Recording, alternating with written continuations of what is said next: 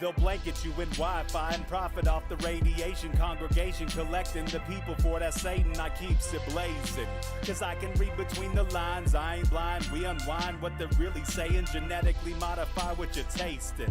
Don't need that cottage promise, so now you live up in your mom's basement. Redesign time so your mind is always wasted. Programmed to crave the basics. Keep the beta in stasis. Pay the state, kid. You're in debt for being born. Messengers are mourn, just the price for being warned. Don't be alarmed, disconnect from their machinations. Stop subscribing to the folly of all nations. Bone breaking ain't the answer, cause they seek the ownership of souls. Spread the seeds and watch them grow. Break the chains of control. Break the chains of control. Sweet eternal balance of all that is good, true, and beautiful. Friends, frequency never dilutes the immensity of the gifts we are given when our guest on Rogue Ways tonight returns, and that is because the purity of her intention and soul connects us to the truth waiting inside all of us. And that truth is that we are spiritual beings having a physical experience. And tonight we get completely new experiences from the beautiful Katherine O'Shea, who is an animal communicator, a committed traveler of the path, an exceptionally pure channel for the highest frequencies to travel into expression on this plane, and a badass leader and a guide through the bright winter that we're creating and beyond. Katherine, thank you as always for returning to Rogue Ways. It's excellent to have you here again. How are you doing tonight? Oh, I'm so good. I'm so excited for tonight. Me too. I'm always happy to return, always happy to be with you and all the Rogue Ways fan club and listeners. And we have something exciting to do today. Yay! And I feel excited about. I have to say, I think this is going to be my favorite one. I don't know if I can actually put favorites because every episode with you is pretty amazing. And I love that people who come in the chat get to have access to you and your gifts and learn about themselves and their own things are going. It's a beautiful thing. So I'm very stoked about that. But before we jump into it, I want to remind people to go to rogue.locals.com. You'll see it underneath me here on the screen, or it's actually underneath Katherine. And I would love it if you go there and join the community. We are a beautiful group of souls who like to share topics all over the board. There's nothing that is not shareable in there. People are generally very accepting and very eclectic and very thoughtful. And it's like the safe place that didn't need to be called the safe place, you know. We're just people who are good and treat each other well, so it's nice. So I hope that you could go there, and also it's a great place to support Rogue Ways. If you love the show and you've gotten any value at all out of the hours of free Rogue Ways episodes you get every single week for years now, it would be awesome to get some value back. If you want to share back, that is a beautiful place to do it. You can become a supporter, and that gives you access to all sorts of exclusive content that only rogue.locals.com members will get. So go check it out, see what's there already. I hope to organize more and more meditation practices and videos on things that won't be on YouTube, that will only be on rogue.locals, and all sorts of stuff like that. And right now there is still the offer going that if you go become a supporter at $2 or higher, is all it is, a month, you get access to a free blessing from me, and that would normally be like $35 to $75, and it's absolutely free to you, and it's on anything that you want. It can be as tiny as like my toe hurts, and it can be as big as like I am having struggles with my my love, you know, my marriage is struggling. It can be big, tiny, small, anywhere in between. There is nothing that is unblessable. So come grab that. It's a super awesome offer, and I'm just really excited. The people who have taken advantage so far are very happy, and maybe I'll get some reviews going on so you guys can say it. But if you want to know more about it, just let me know. And anyways, let's get into it. Katherine, as always, I like to start with the pointless question of the episode, and for you, I was going to ask you, right now is kind of like a stressful time for a lot of people, and I was wondering if you have like a song or a genre or a certain like musical thing that you have available that like for you helps you get through rough times, or like peps you up, and like, you know, do you have a maintain song or anything like that? Okay, well, you probably know what my first answer is going to be. Oh, that's a good point. I didn't even think about that when I made this question. I love Peace Harmony. I know you've shared it before. If anybody who hasn't checked it out, it's a powerful song. It song. Sounds weird because it's like a really peaceful, soft song, but sometimes, I mean, it is also so nourishing, so rejuvenating, and also just raises my frequency and vibration and positivity, even when I'm like completely resisting in every other way. The other song that I love that is kind of been getting me going is I love Rise Up by Audra Day. Ooh. And also, now I can't think of it. Now I can't. Now that you asked me, right? Wait, hold on. Rise Up by Audra Day. I need to write it down so I can go find it.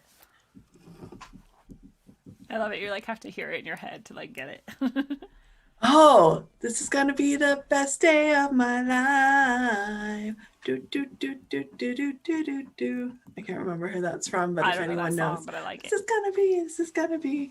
Yeah, it's cool. I like that song too. Tell us in the chat if you know. Actually, in the chat, share your favorite songs too that are getting you through rough times right now. Yeah, that's great. Let's make a playlist. Yes, and the reason that this brought up, which I totally should have known you were going to say Love, Peace, Harmony. I didn't even think about it because I was like, is she really asking me? Is she setting me up? I totally wasn't. I just this morning, how did it? Oh, my friend Alan Cisco, who's been on the show a couple times, many times actually, he sent a video that wasn't just this, it wasn't actually for this song at all, but this song opened the video and I was like, what is this song? It's amazing. And I went looking, and I very rarely like respond strongly to a song. I very rarely go out of my way to try and listen to a song. I've explained it before, like I love music, but I'm a really big weirdo with music where I like almost never choose to listen to it or go looking for it. That's how I am. Yeah. I call myself a casual. Yes. I mean, thank you. Because if someone's like, who wrote that? I'm surprised I could even come up with the song, but I'm like, yeah, I just listen to music that comes my way. Yes, exactly. I like that. And I gather it. Like over time, I've got my songs since I was like 12, and but you know, there's not as many of them as there are for a lot of people. But today, this song came to me, and I was like, I need more of this song. So everybody, if you want to go check it out, it's by Alex G, I think is the artist, and the name of the song is Chained to the Rhythm, and it's super good. I think anybody going through awareness of our situation right now, spiritually, politically, socially, will relate with this song. It's very nice. I have one more. Do it. Is Trevor Hall, Can't Rush Your Healing. Can't rush the healing? Something like that. That's just a true statement, too. Like you can't rush your healing. Yeah. Darkness has its reason, and I don't know, it's kind of the rise up is kind of the rising through from the ashes, you know, and yeah, all those songs are kind of like that. But yeah, I love it. Cool. That was fun. In the chat we have Biggie says WAP. Can't agree with you there, but I love your verve. Regan says Rubber Band Man by the Detroit Spinners. Matt Feinberg says Beach Boys, Good Vibrations. I love that whole era. I can listen to that whole era of music and just get down, because my whole childhood was me too. Filled with that. Yeah. Biggie Slot says I like Rise by Herb Albert and Naive by Talking Heads. What's up, Lacey Mariposa? And Clem Fandango says the album Souvlaki by Slow Dive has got me through many times. I love it. Thanks for sharing your ideas, guys. Katherine, I don't know if you have an idea of where you wanted to start, but I figure it's always good to remind people in case they haven't caught you on previous episodes or haven't already, you know, taken classes from you or done whatever else, if you could just share with us what you do and why you do it. Yeah, I'd be happy to. Thank you so much. First of all, for those of you who I'm just meeting for the first time, like, hi, I'm so happy to meet you. You know, you never really know what you're going to get. Like, even obviously, I'm very familiar with what I do. I do it all the time. I want to share a little bit more about it, but you never know the nature of what we're going to do. It's like you actually never really know where you're going to go. And it's always beautiful and always surprising. Like when I was younger and around certain holidays, I wouldn't make plans, but I would just like dress up and like feel the vibe of being ready. And that's what I feel like this is. It's like we just show up and we just know that it's going to be magical. That's true. And for those of you who I am saying hello to again, not for the first time, hi, I'm so happy to connect with you. I'm so happy that so many of you have reached out to me privately and personally and joined classes and done sessions and joined me live on Facebook.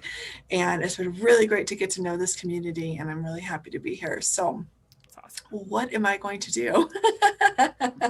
Well, so my name is Katherine, and I am a Tao practitioner and an animal communication specialist. So basically what that means is I can facilitate positive change, love, light, for you and your pets. And today we're going to change it up a little bit by offering blessings and also using my channels to communicate with animals. And this is something that, like many of you, I've done since I was a child in different ways and kind of without knowing it, right? Because I was just in my existence of being who I was, a child. And you're like, oh, it's my imagination, or it's, and you just chalk it up to whatever it is and you keep on cruising. But as I got older, I realized that actually there was something very special for me in that connection. And there was something actually different going on than I had really realized or are given any attention to. And then that's fine. But when you get older, things start to change. You start to be more of a participant in the third dimension, and your role shifts a little bit. And so when I was a young adult, I always loved animals. Yeah. And I always took care of them. And it was just something that people always asked me to do. It's like I didn't even have to put myself in a position to do that. It was just something that I always did. And then when I was in my mid-20s, I actually got diagnosed with thyroid cancer, and did the Western medicine approach because I was afraid and I didn't really know any better. And I decided that it was time to not be afraid and not know any better, and to start searching for some different things to support and aid me in my healing. And that's really when things started going for me. And I tried everything. Many of you could probably relate. I was like, okay. I tried so many beautiful things. I had lots of amazing experiences, and I moved to Hawaii in 2010. And this is when I really discovered something that really resonated with me. And not only that, but I started to see shifts and change significant. And it was all about the power of healing yourself, and that we all have this power and we all carry this power, and that we can actually do it on the soul level. It's not just about energy, but it's also about frequency, vibration, information, and that we are connected to, that create these things in our lives and our bodies and our emotions. And how to be responsible in that shift, and what alignment I wanted to be in, and how to go deeper into my own healing. And I really started showing up for it and practicing with others. There was this center I was going to that was teaching this in Hawaii, which I think is totally why I was guided there. I moved there within 2 weeks notice. Bye. I was like, Hawaii is calling. When Hawaii calls, it calls, just like those things, that and I was honestly miserable. I was just I was begging for some kind of help, and I didn't even really know what that was going to look like. And so when it came and I started feeling better, and then my need for medicine decreased, which does not happen if you don't have a thyroid. Yeah, for real, it doesn't. And it wasn't like I was just starting my medication. I had been on medicine for probably at least 6 years by then. Wow. So this is how long I was searching, right? And so when you hit it, you know it. And my emotions, which is also huge for thyroid issues, started to balance. And so I decided I would become a practitioner of this modality and become a Tao hands practitioner. And Tao means source and oneness in this case. It doesn't, it's not tied to a religion or to Taoism. It really honors everything, which is also why it resonated with me, because it was just all inclusive, encompassing, and I didn't have to rearrange my connection to source. I just got to grow and nourish it in expand it in whatever form I wanted to, which I thought was so cool. And so part of that included my spiritual channels. They started to open more. And I remember them being, many of us probably had open spiritual channels when we were younger. And what I mean by that is you receive messages, or maybe you saw images in your third eye or your spiritual eye, and you just knew things. Like, I think as a child, I used to experience them as memories, but because I didn't have anyone telling me that it wasn't, like, I would just get like teased, like, you weren't even born yet, you don't remember that. And I'm like, but it's coming to me like I remember it, and I realized later in my life that was my spiritual channels were telling me that information. And so, my spiritual channels started to open, and in this came forward this ability to connect with animals. And, in the past couple of times I've been on, I'm always so grateful to come on this show. It's so awesome. This with everybody, and because I get so much out of it. It's so amazing. I, for one, feel completely grateful and honored that I get to do this. And I hope that other people are also inspired to discover their own gifts through other people sharing their gifts. And Lindsay, that's something I think that you just bring to the world through your show in such an amazing and beautiful way. And I think, raise your hand if you appreciate that. I'm sure there's lots of hands going up right now. And so, yeah. And so, and then I started to remember that this was something that was really in my heart all along. And we all receive messages, I think. We may not be aware, we may not trust them, we may not know, and they're in so many different ways, right? I have a friend who sees signs everywhere she goes. There's some, like, it's literally written out for her in words. Yeah, I totally get that. That does not happen to me. But yeah, I really started to connect with animals, and I started to hear them, and they started showing me images. And then I really, really got more into how to use my direct soul communication channel, which means like they speak directly through my mouth. Yeah. So they're speaking their message, their frequency, their vibration on a soul level, right? On the heart and soul level. But it's coming out. I'm just a vehicle, right? They're using my voice and my mouth. And that is like, I don't know, to me, that's like the most special thing, like, of my life. And so before I've been on, we've done pets, and we've connected to animals who are with us here on the third dimension.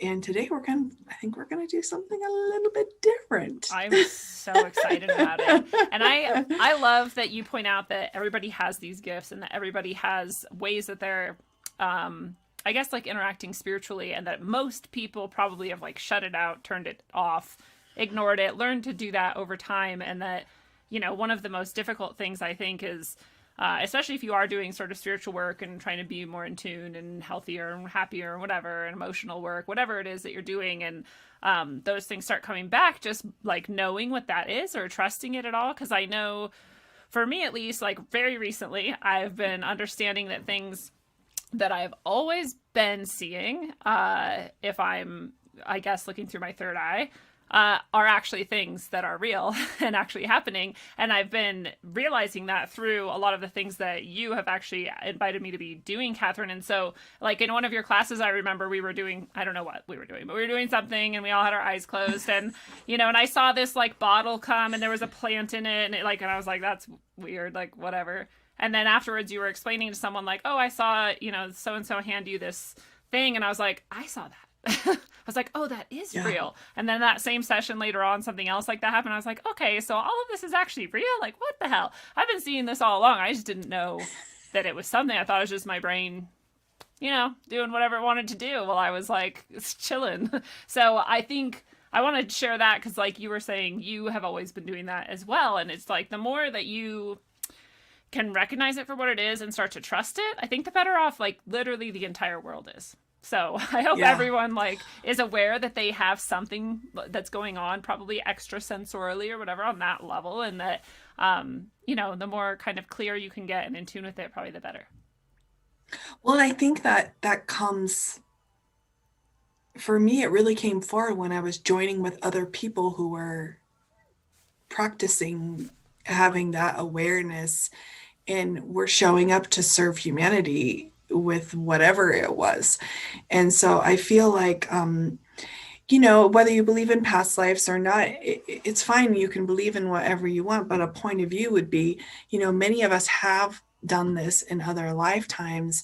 And sometimes it wasn't very loving, the response that we got from it. So I think that creates a message and a soul memory in your heart center, and you can really resist or even be blocked from realizing what gifts and things you have. And that's why I think that was the road to opening my channels, was like, first I started to heal myself. Yeah. Right. And be in this really positive field and be really healing myself and receiving this positive information and clearing away some of the negativities that could have been blocking me. And then and just opening my heart to experiencing that, not having an expectation around it, but showing up just to be good, do good. And then stepping forward to like wanting to become a practitioner, to serve other people, to helping other people, to even clearing more layers of that. And, I received a lot of love and a lot of love blessings to help me to not be afraid to use my spiritual channels and to step into my power. And it's been a process over the 10 years that I've been doing this. But yeah, when you come together, and I mean, imagine if this was just like curriculum in school where we like just did this, learned how to observe. That's what spiritually. That's what I genuinely wish. Like, I've always wanted to start a school, and one of the things that I want to embed in it is spiritual, not religious, not like cult-like, not like you have to think this or think that or do this or do that, but just awareness and like things like meditation and things like exploring, your various levels of awareness or whatever. So I think that'd be a beautiful thing, but I think so many people are so resistant to even admitting that spirit exists or that we have souls or any of that I don't know how well that would really go over, but I would love it. Yeah, I think it would be great to nourish those who are ready for that. And you know how that goes, the tipping point, once more of the collective taps into that, people start to open, and the more that we really need help in our lives and the more suffering that comes forward, the more people can be open to different things. And honestly, I needed to feel safe to be able to do that. Yeah. And I think that's what happened, is like I committed that I was going to serve other people with whatever gifts came forward. And then I surrounded myself in a field of people and community and that were just simply showing up for that same reason, no attachment to anything. And I think that really helped for me, helped it come forward. The role of community in these types of things is really underrated. And I think this is why, for me at least, over however many years, I'm like, I'll just go to church sometimes because it's like the best thing we have. And I like to feel like there's just people who are joyous and we're just like celebrating that we all have souls or whatever. At least that's what I'm doing there. I don't know what everyone else is doing there. And but that's not, it really doesn't cut it. Like, because even if you go to, which I've done, to a spiritual leader in a church, often your spiritual experiences and issues that you're having, if you are having any, they're like, you need mental help. And you're like, that's not what's going on here. But so it's not very helpful, but if you have a community of people who is also aware of mental health, because there are mental health concerns, with all of us in various ways, but that also understand that there are spiritual experiences and our spiritual sides of ourselves that are real and that need nourishment. All of the best spiritual leaders that I know of emphasize that the most important thing you can do on your spiritual journey is find a community of like-minded people who are headed in the same direction. You don't have to agree on everything. You don't have to do all the same things. You don't have to say all the same things. It's just good to have that support and that backing. And I love that that exists. What a beautiful thing. How lucky we are. Yeah, it is. And I don't think it's that easy for humans either, because I've observed, it can even start out with such a good nature, but it really is quite a thing to make that successful and keep it aligned to that purpose. And Very true. because, yeah, so I think it's really beautiful. I've witnessed that happening all over the world in different communities, and especially in the community that I'm connected to. It's and it's not exclusive. It's really for everyone, but it is important that we come together. And I think there are new ways of coming together that don't have to mean duka duka duka duka duka, and that we can like start to open ourselves up to. And I actually can feel that shifting collectively. And so that's exciting. And, one of the other things that really came forward through when my third eye really popped open and I started seeing things, the first things I saw were I call them heaven's animals, which is just like spirit animal guides. Yes. And those were the first images I was shown. Wow. And my other channels weren't quite developed yet, because I was just seeing this stuff going like, I have no idea what any of this is. God, I love it. It's funny because so many people want to see images, but the power is in all of it collectively, because if you see and you don't know, it can be valuable, but it's kind of like everything. When you put it together, and it can collectively work together and balance each other, and it can, there doesn't have to be one way to look at something, and you can receive even more information and discover even more about what you are observing. It can be really beautiful. So I love connecting to heaven's animals, our spirit animal guides, Akua totems. There's many, many different ways that people experience them. Many different traditions honor them differently. And I'm not here to combat that or anything at all. I'm just honoring the connection I have and what I can bring through that connection. And heaven's animals, something about animals, my soul loves to connect.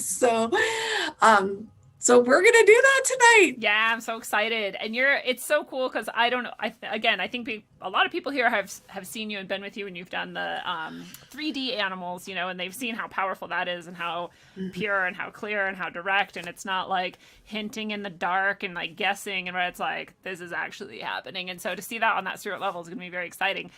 And I'm very excited about it. And I just want to ask for clarity, because I know that I have spirit animals and guides, and I've had them for a long time, and I've been in connection and some kind of communication in my own way, with that for a while. But like, I don't know, does everybody have spirit animals or spirit guides or heaven's animals, or however you want to call it?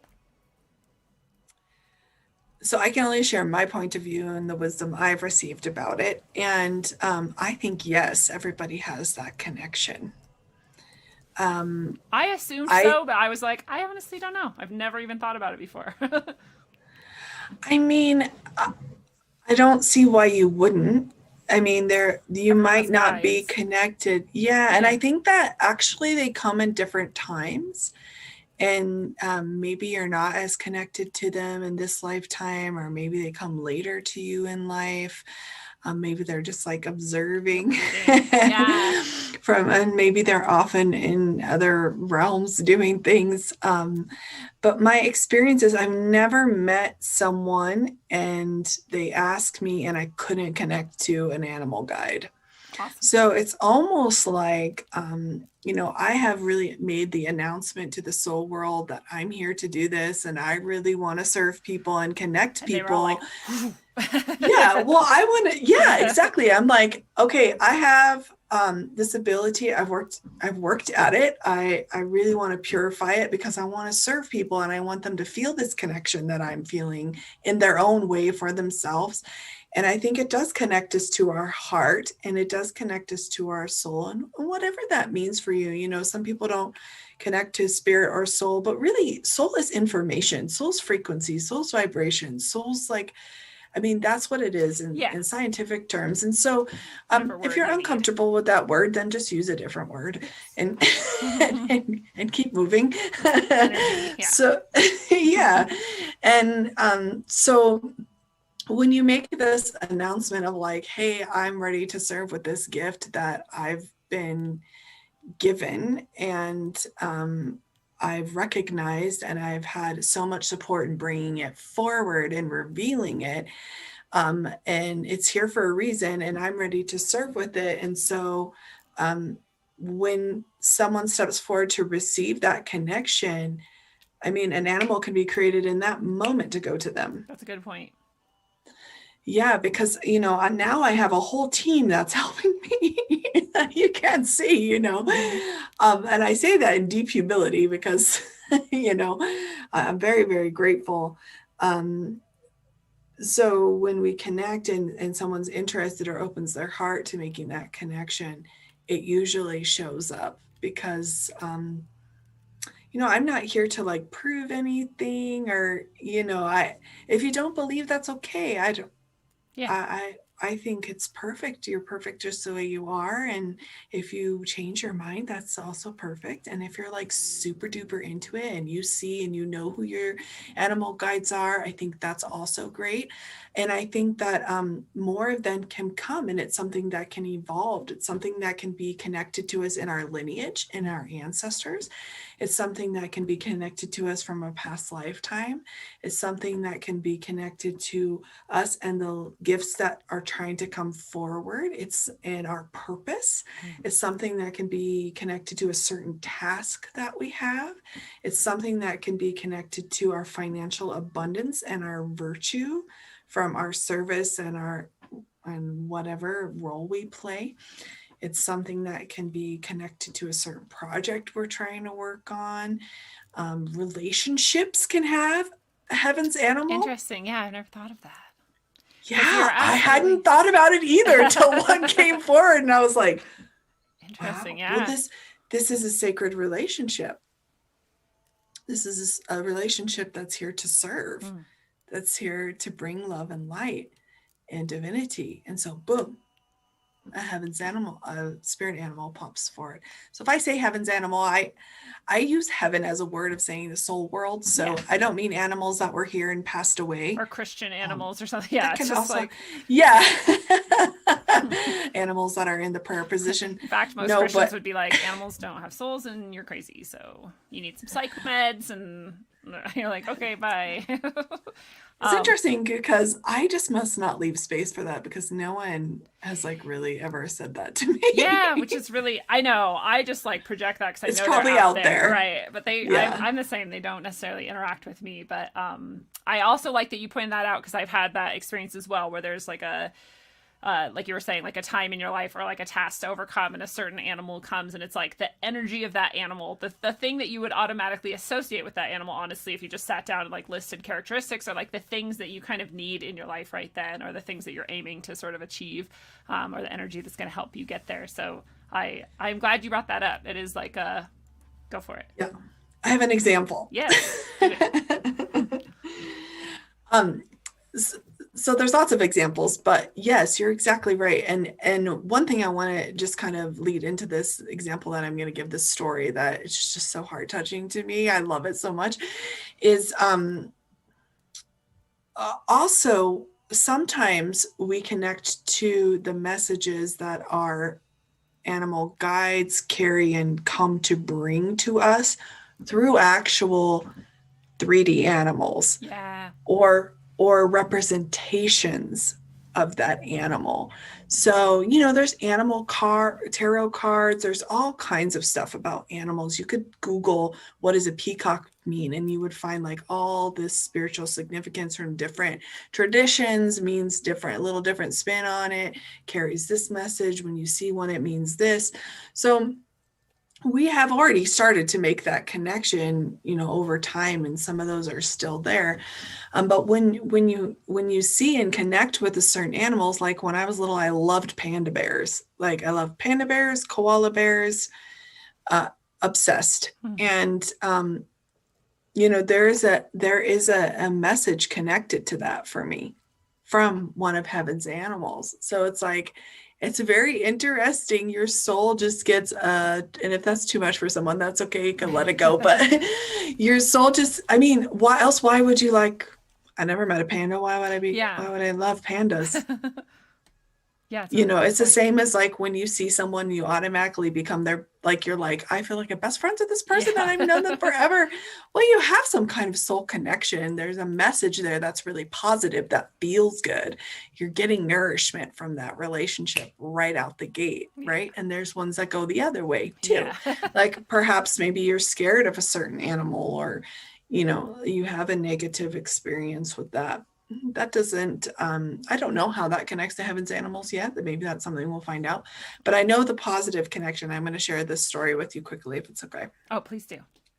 Okay, so I have a dear friend of mine in Australia, and I love him very much, and he's very sweet and very caring. And we were talking one day, and he's a healer, and he does a lot of beautiful work in Australia. And he was talking to me, and all of a sudden this heaven's animal showed up.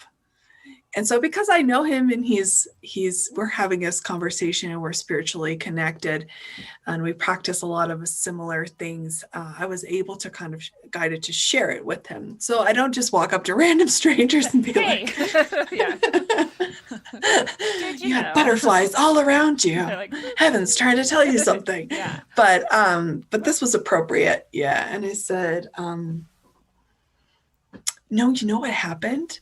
He was on, we were doing a workshop, and he received a special blessing for something. And I saw it come in my third eye. That's what it was, actually. And so I said, if you want to connect with me, because immediately I heard there was a message for him. So we connected later. That's what happened. We connected later, and it was this beautiful white tiger. Wow. And for those of you who have an interest in this and have kind of studied the spiritual significance of animals, may know that white tiger is this extremely high level significant animal on the spiritual realm. And it's very special. And so I connected to this white tiger, and I did it in the direct soul communication where I borrowed my mouth and was just sharing all this stuff. And I was also seeing these images of a lifetime where they were together and they were walking this path together. It was like so beautiful. And then he told me, I've been with him in this lifetime before. And I was like, wow. And just kind of silently asking, like, how was that? And then the tiger showed me when he was a child and gave me the age that he was, how he had a stuffed white tiger. And like, how would I know that? Yeah.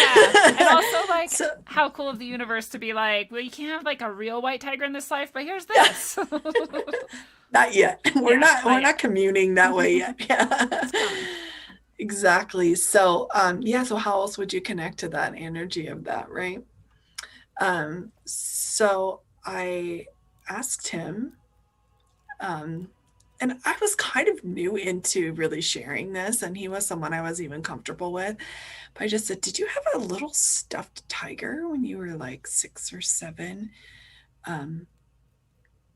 And he was like, you have to think about it. How many stuffed animals did you probably have? I mean, I had a ton, but I could barely fit in my bed because I had so many.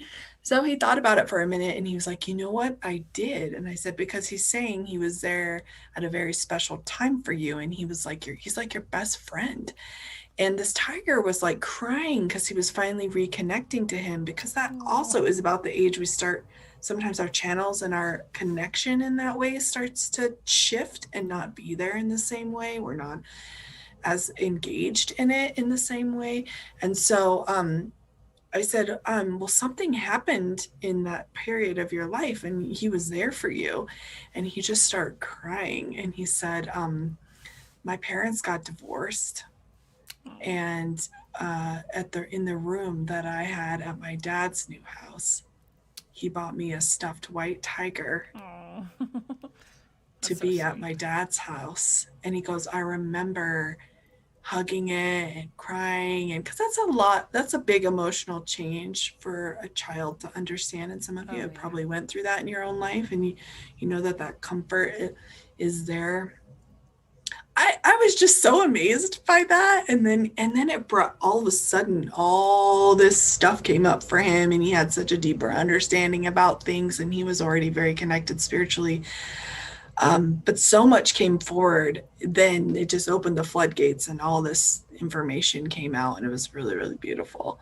I love that these things always seem to happen for a reason and at the right time. Everything in perfect time, you know? And like you're saying, like it brought all that up. It's like that was the moment that it was a healing moment. Up. Yeah. Yep. I love that. And I feel like that happens every time you're on this show for so many people, and that's awesome. Yay. There was also a woman who connected with me and contacted me about connecting to one of her heaven's animals because she just didn't know. She goes, I feel like it, but I don't really know. And her channels were very open. Mm-hmm. And I was like, okay. And instantly a lion came out. And I saw again this trek that her and this lion had been on, and that he had carried her.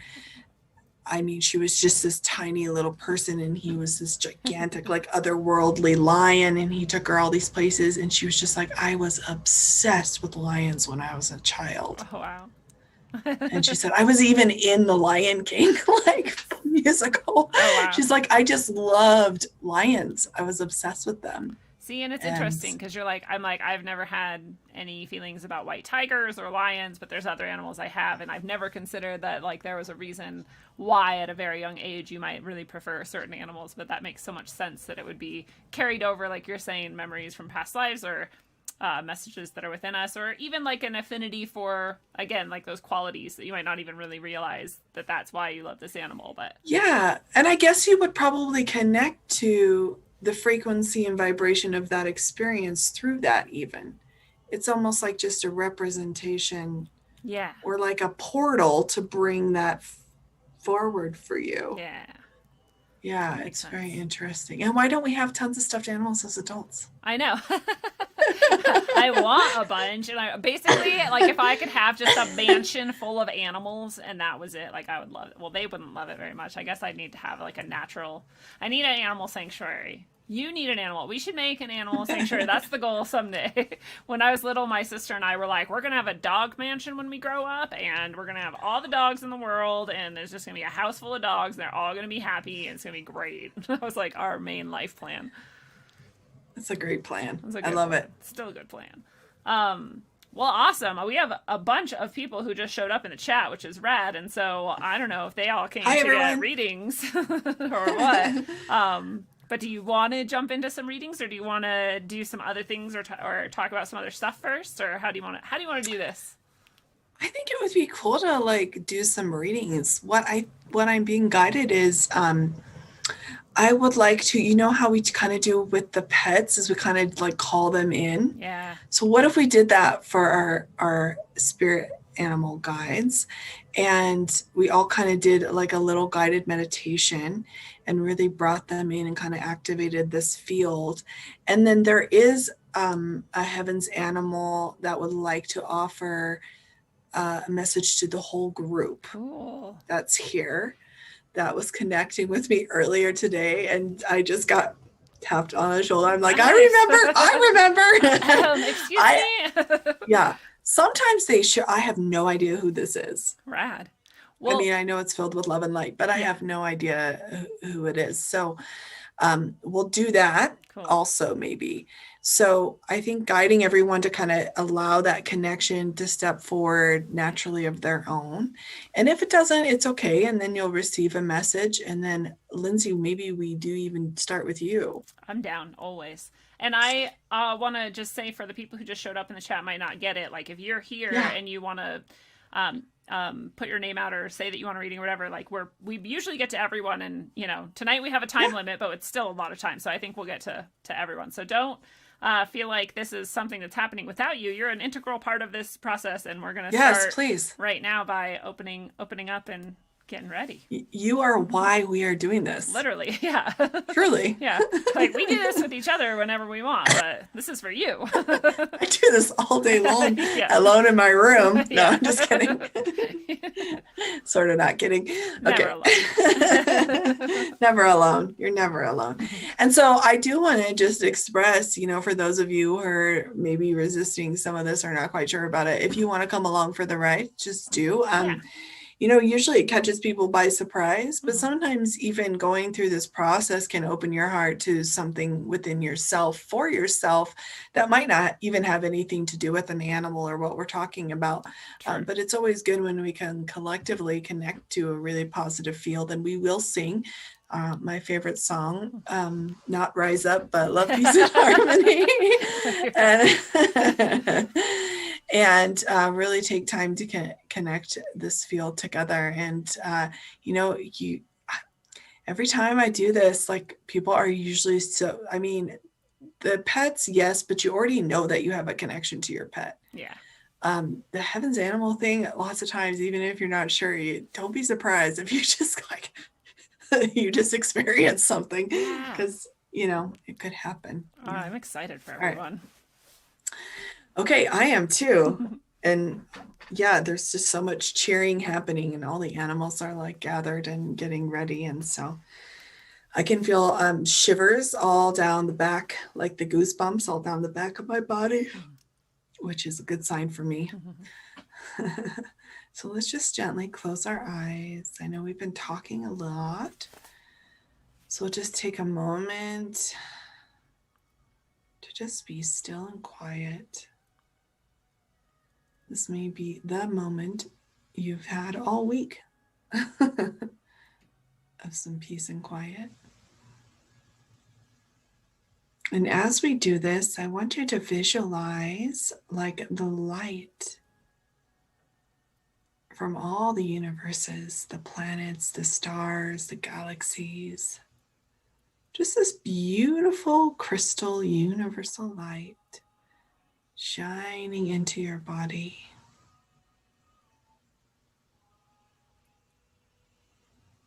From every direction. Just softly radiating like the moonlight. Like the tiny little particles of stardust.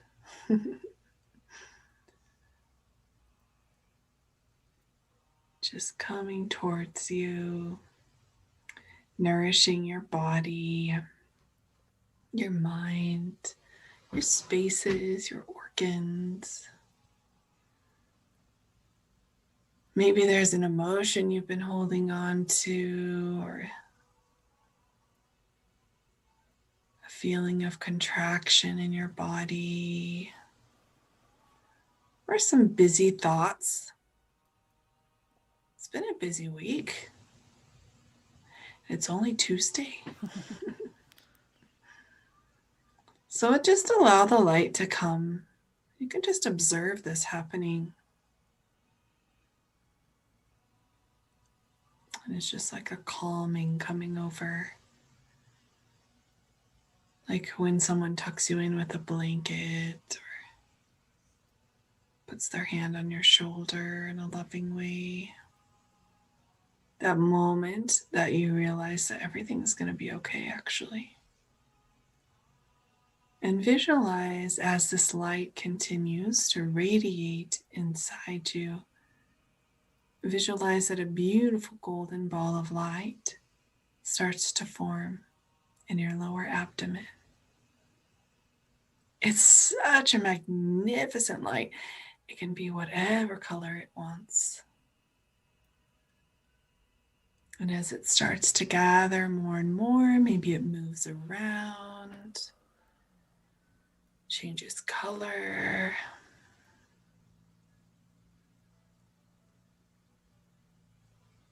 Maybe it starts to grow and condense.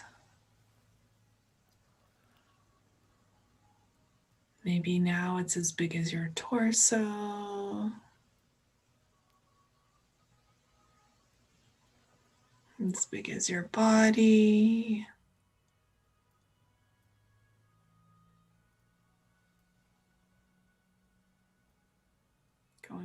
all the way from head to toe, skin to bone. And just now visualize that you're sitting inside this beautiful, magnificent ball of light. And you may just see all the magic that's around. Things that you love, maybe some happy memories.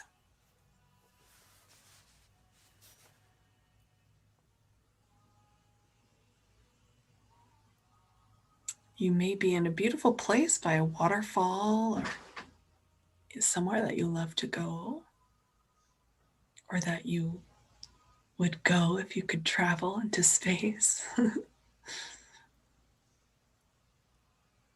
And you see off in the distance, someone is coming towards you. You can't quite tell what it is, but the closer that it gets, the more love that you feel. You can feel its vibration. And you might even yawn like Lindsay. She's releasing energy as she yawns.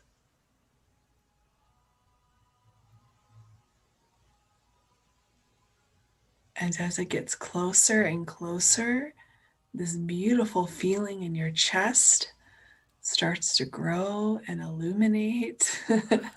It's so familiar and joyous and beautiful and connects you so deeply. And as you open your eyes and you look into the ball of light, you see that it is one of heaven's animals, your spirit animal guide, coming towards you. This guide approaches you and sits down next to you. It might be really excited to see you. It might just want to lay with you or sit in front of you. And we invite all of our spirit guides and animals. We love you, we honor you and appreciate you, and we do invite you to join us. We invite you to join us for this session to receive our love and to share your wisdom and your love, your guidance and your message with each of us. So you place your hand on this beautiful animal's heart, and this light shines and connects both of you in a magnificent way.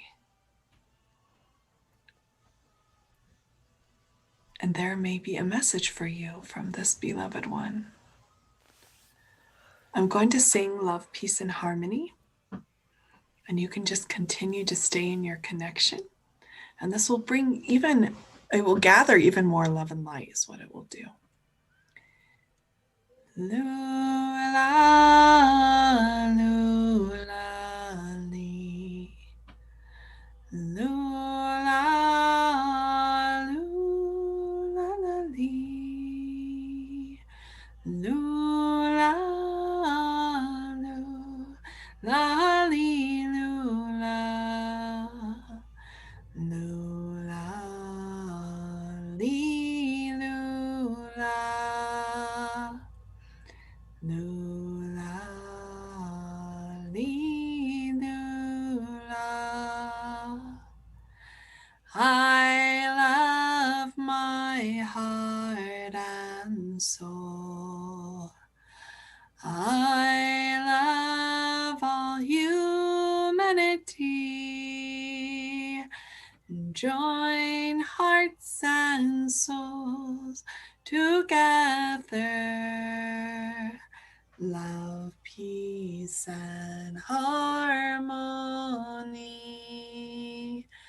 Love, peace, and harmony.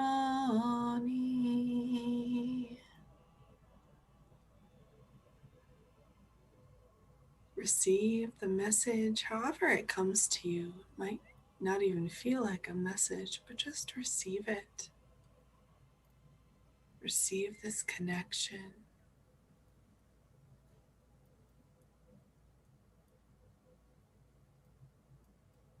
How. So how means perfect, all is well. Thank you. So let us know if you saw someone come forward. I did. Yeah, would you share with us? Yeah, I'm not crying, by the way. I mean, I almost did because it's You're just releasing so yeah. much. Yeah. So I know that Lindsay's not like, you're so boring that I'm like Yeah, yelling like, at you. It's just she's releasing. Yeah, because for when the frequency comes in, that happens to me all the time too. yeah, it's Yeah. awesome. Well, I had three different animals that I personally saw, and I hope no one listening is like, "Wait, what if I didn't? Like, am I broken?" Or like, no, I just like everyone has whatever experience. No, don't worry. Yeah. Yeah, yeah. By Just stay with us. first, I had a blue heron came, which makes sense to me, and is connected with my grandmother in my mind and my heart at least, and so that was very familiar and beautiful. And I was kind of expecting that to be it, but then a raven came in and was chilling next to me too, and I was like, oh yeah, we've worked together before as well. And then this goat came, and I was like, oh yeah, this goat I think has been trying to say hi to me for a while, and I forgot that it existed. So every time I've been like seeing it lately, I've been like, I don't really get it. And I'm like, oh yeah, I used to have goats were like my thing for this period of time that was very very difficult, and I was like mesmerized by how they could just go straight up a wall and like never pay attention to gravity or anything, and that's like basically what I needed to learn to do at that time. So it kind of makes sense. But the main message I got was from the heron, and it was like reminding me to remember to play, and I was like, and that's when I almost started crying. So I'm like, yeah, I'm like really hard on myself. I'm like, here's all the things you're gonna do today, and you better get them all done. And like, and it's like, remember to like chill out and go play and like let go of some of this, and don't be so serious all the time. Not that I'm like always serious, but you know what I mean. I always have a lot of tasks. You know that I know what you mean. Yeah. So, and I don't know if there was more, but that was the main one that I understood. That's beautiful. Thank you for sharing. And you know what? So a lot of you probably could relate, like when I said, I know that. Yeah. A lot of people listening can probably relate to that. And that's what's so beautiful about when the animals come forward to share their message, especially when we're all gathered here together. So, even if you don't know if you saw an animal or you're not really connecting to this any at all, stay tuned, because as we start to share some of the messages, you might really get one might really resonate with you. Yeah. And it might just be what you needed to hear tonight. And this is why we're doing this also, is to bring this light to everybody and to support everyone, because the messages are very often universal. For sure. Yeah, I love that about every time we've done this as well. Like everything that comes through seems to be like some part of it or all of it is literally for every single person listening. And I'm like, what an amazing place we exist in that things like that can happen in such perfect alignment. I know. It is awesome. And it's interesting too, because then when sometimes I do this privately with people, it can also be so specific and so private and also universal at the same time. Yeah. It's like, wow. All right. So do you want to experience this? Oh yeah. Okay.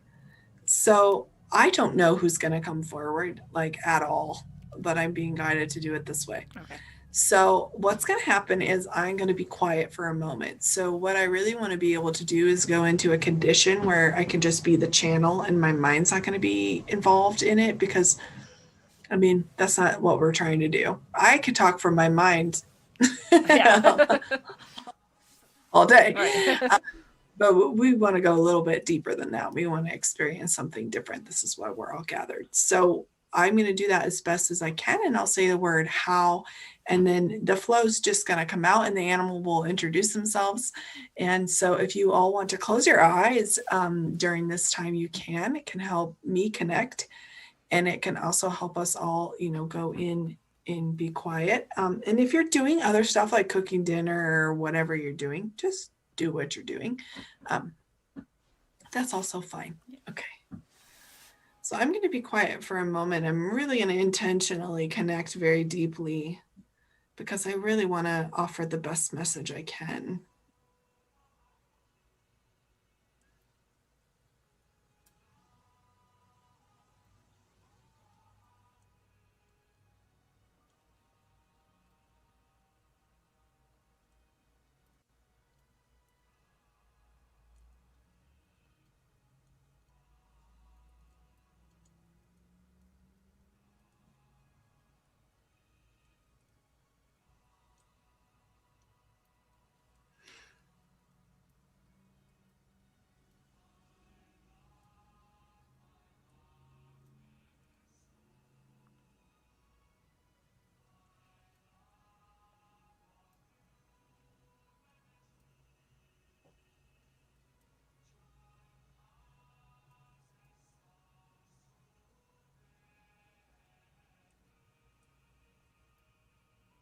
How, dearest ones, this is the soul of heaven's illuminating octopus.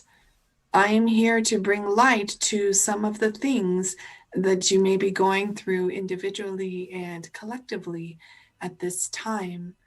I bring strength and power to cut through the blockages and the strings that you may have tied to undesirable outcomes, situations, and attachments to aspects of what you might be creating that you do not want to create. I offer you all my love and invite you to take a moment to be in the stillness. I am a creature who can do almost anything. In the spirit realm, I even have the power to completely disappear and reappear as I choose. I can change into many forms and create many different outcomes. I have many different perspectives, abilities. I am what they would call out of the box, a thinker, and I exist this way in every plane. My challenge to you is to allow yourself to not only explore your capabilities, but to let go of what hinders you.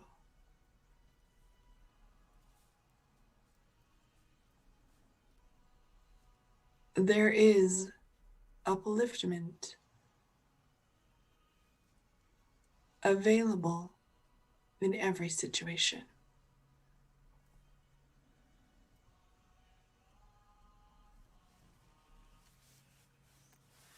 You do not need to get stuck or feel trapped, but it may take a moment of opening your heart to the possibilities and letting go of what could negatively occur. You have this power to create in any circumstance and to even shift what these circumstances may appear to be. You are highly intelligent beings with great power and clever ideas. Allow them to roll through you.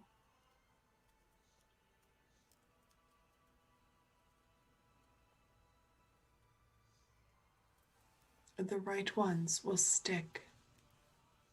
You do not need to cling on to anything.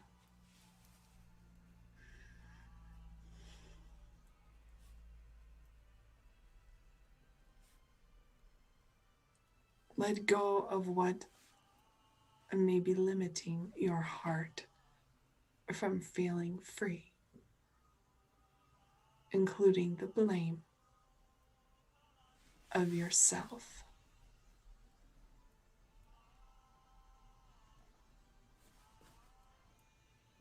Oh.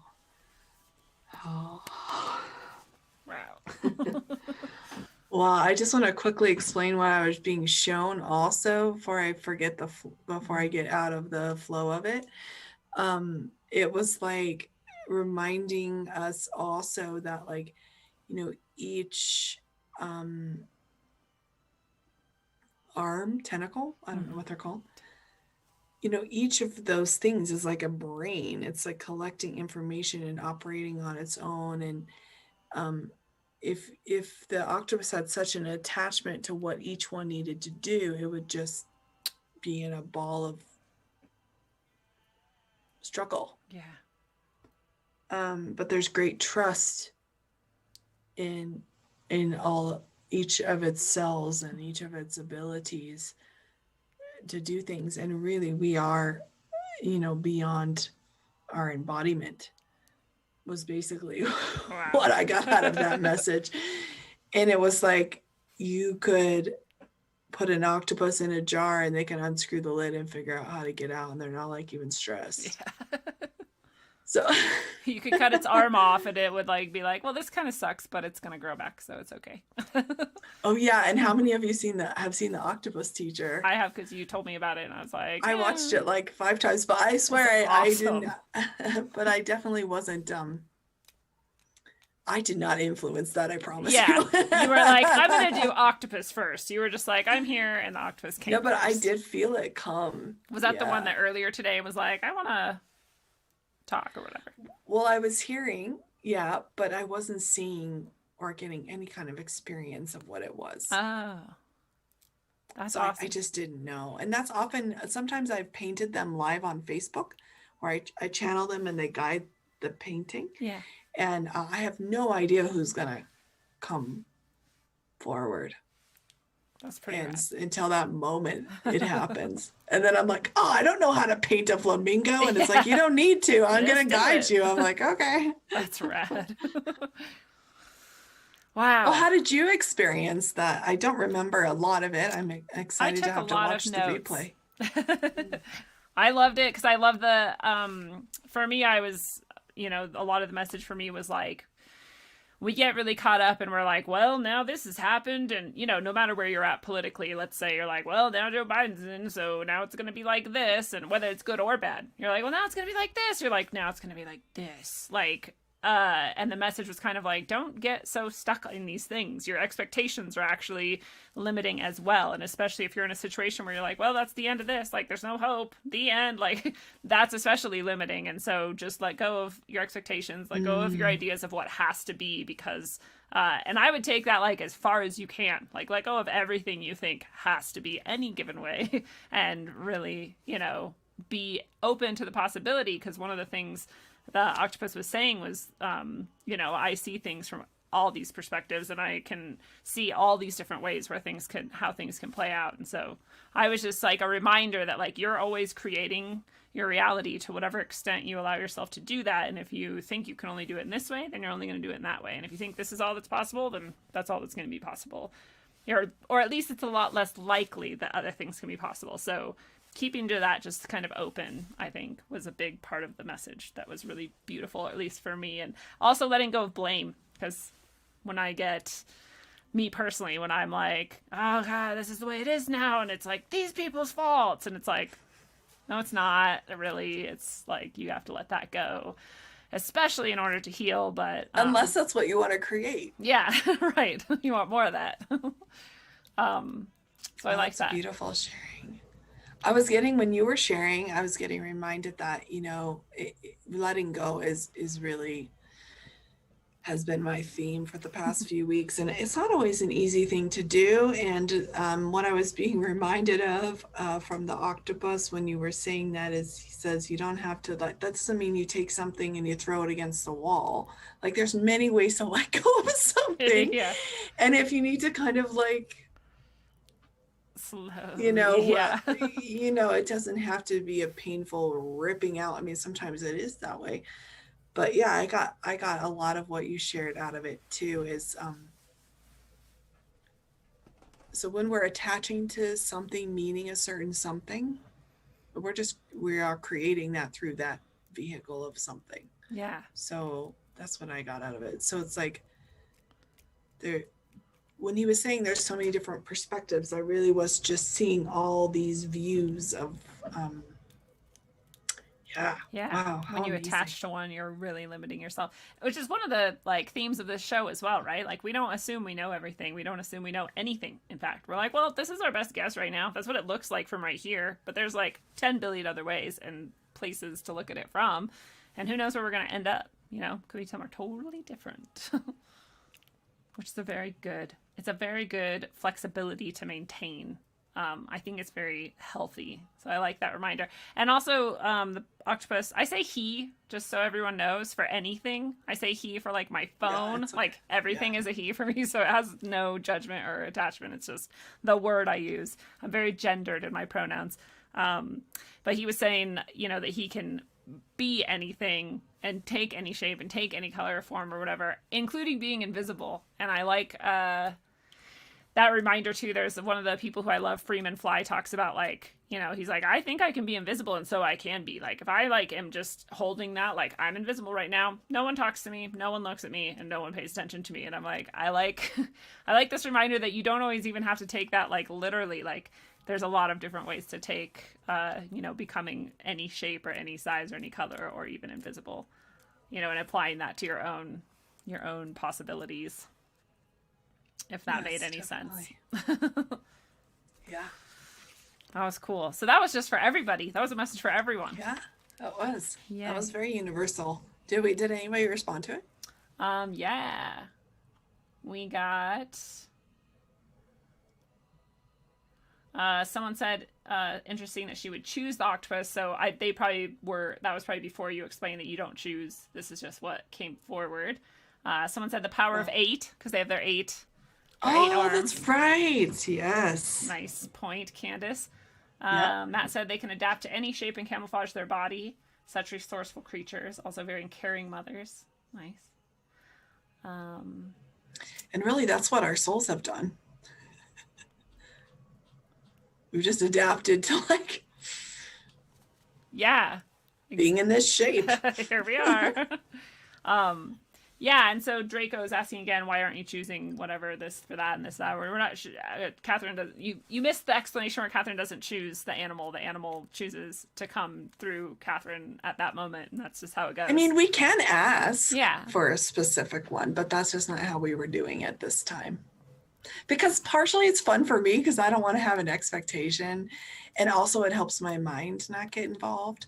If you made a That's a good suggestion like we might have you do here in a minute, or we can just choose one, but let's say you wanted to hear a message from one of the ones you met in the meditation.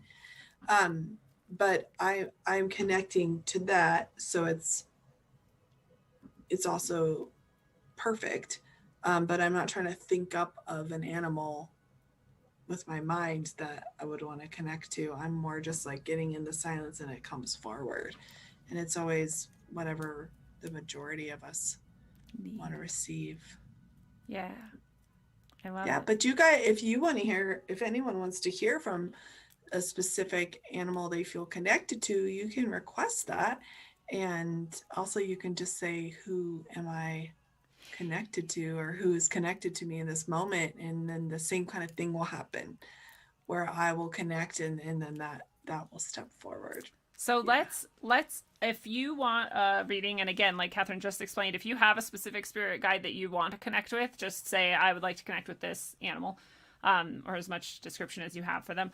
And then if you don't have a specific one, but you want a reading, just say, I would like to get a general reading, I guess, or say however you want to say that you don't have a specific one. And then while you guys are putting that in the chat, because I know some of you have already submitted your name, I think, but it was kind of spaced out. And so just say it again. But we're not doing living cats and dogs and animals this session. We're doing spirit guides specifically. So if you want to keep it to that, and then if we have time at the end, maybe we can tuck in some others. But as always, Catherine is always available for private sessions as well. So if you have something specific that you need, you can always look her up on soullightpetservices.org and book something. And you can connect with me on Facebook too. Nice. Because I do the animal stuff. If you're like, oh, I missed this month, I wanted to do my pet. Yeah. You can find me on Facebook, or connect to me for a private session would be good too.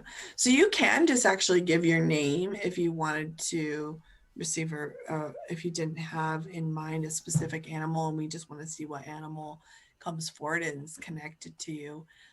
It's up to you. And if you want to start with me still, then you can either choose one if there's one that seems to be like it wants. I mean, I do see one. Okay. Yeah. All right, then you do that one. Okay. It's an owl. Ooh. It's like a giant. It's really giant. It's like a giant owl. But I've never seen this before. The wings, I guess I don't know exactly how the wings of an owl are. I mean, feathers are all shaped differently, I guess, but they're very round. They're they almost look like little medallions. And they're like different colors and very gold and it's just filled with light. So let's see who this is, and you can receive a direct message. It's a white owl? It's just filled with light. Oh, okay. So it does look white, but then as it moves, there's like gold, and it definitely has some. So heaven's animals don't always look like earthly animals. Sometimes they have different parts of, like the minotaur. Not quite like that, but or sometimes they have different parts. And this one has like a really long, almost like a tail of like you would see in a drawing of like a phoenix or something. It's more like kind of like a dragon-y tail, but it's not a solid structure. It's like just flowy. Very wispy, flowy. And it does, as it flies, it kind of leaves this trail. It almost like disappears as it flies, but it's not. But it kind of leaves this trail of light. It's very beautiful. Wow. And the face is more, it's less owl looking. It's more kind of parrot looking almost. Yeah. But it has very specific feathers on the top of its head, right here. And it's not a specific color. It changes color. And it is a guardian of yours while you sleep. Wow. And it's come to protect you. And it is connected to you from when you were a child. And it used to, I think you were probably about 3 or 4 years old. So if you were that age, if you ever experienced like all of a sudden you felt a very calmness when you were in like a moment of like, when you were trying to sleep, that was part of that visitor was with you, that animal. And he also has recently been connected to you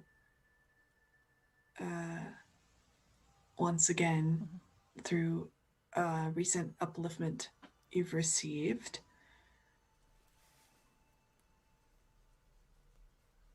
And he was there to celebrate that with you. And the message that he has for you is this: how, dearest one, this is the light of the owl that watches over you at night. I want you to know that you are protected, and you may be experiencing a different way of sleeping in the last few days. You have been more grounded in your sleep to help you to heal certain aspects experienced as a human being in the 3D world. There is trauma that is being transformed, and I am here to offer you my love always. You do not need to be afraid. Your bravery far outweighs any threat. Oh. Have you ever felt like you could see in the dark? Me? Yeah. Well, that's how I see my sort of visions are like it's perfect black, but I'm seeing things anyway. Yeah. You saw that? That's what he was. Yeah, he was saying it. That he helps you. It's like you see in the dark. Wow. That makes a lot of sense. It makes a lot of sense with the recent like trauma thing, because this past weekend, just in case anyone wants to know, another layer of my trauma was like revealed and like ripped apart and opened up and healed, and it was pretty intense, as if you've ever like healed trauma, you know how it is. And we hadn't talked about that. No. No. Yeah, you and so that makes a lot of sense to me in that, and it also makes sense why 3 would have connected with that, because that's actually when I think the trauma was like cementing. And then yeah, and the whole sleep thing, and it all makes perfect sense to me. But yeah, if anyone out there is like, what are they like arranging this? Like, no, we did not in any way at all have we talked about any of that. It's so beautiful. I want to paint this animal. That'd be awesome. He's so special. And right now I see that he's like, because he more reflects color. He doesn't really carry a color. And it's like this kind of mermaidy blue, pretty color. That makes a lot of sense. And he's very proud of you. Oh, thank you. And he's not going to leave you. He's just going to help gather the light. I want to, I don't know how I'm not crying right now, but I'm about to cry. I know. I've cried every other time we've done this, like the whole time. So I don't know what's going on right now. That maybe that's what he's saying. I'm like extra grounded right now or something. But yeah, because I also saw that. Yeah, that maybe. Be careful how I say this. At nighttime, that might have been a time where your spirit would be like, I'm gonna go. And right now it's like, no. You are grounded. Like when a pilot gets grounded, it's like, you're grounded. You're not going anywhere. It means you're not taking flight. You need to stay where you are, and you don't have to be afraid. It's really reassuring, because it has changed in the past like 2 weeks, and I'm like, what the hell? Because I usually do all kinds of things at night in my dreams, and lately I've just been really normal dreams, really normal sleep, and I'm like, okay, is it like all gone now or whatever? But that makes sense. That no, it's just rejuvenating you. Yeah, and you're getting uplifted. So and because that's what happens when we heal trauma. Yeah, we uplift ourselves. So and you've received some special things, so yeah, it's almost like when you are sleeping, you're in school, but you're like used to flying to school, and now you're just not sitting in school. Yeah, but it's not like a grounded. It's not negative at all. It's not a punishment.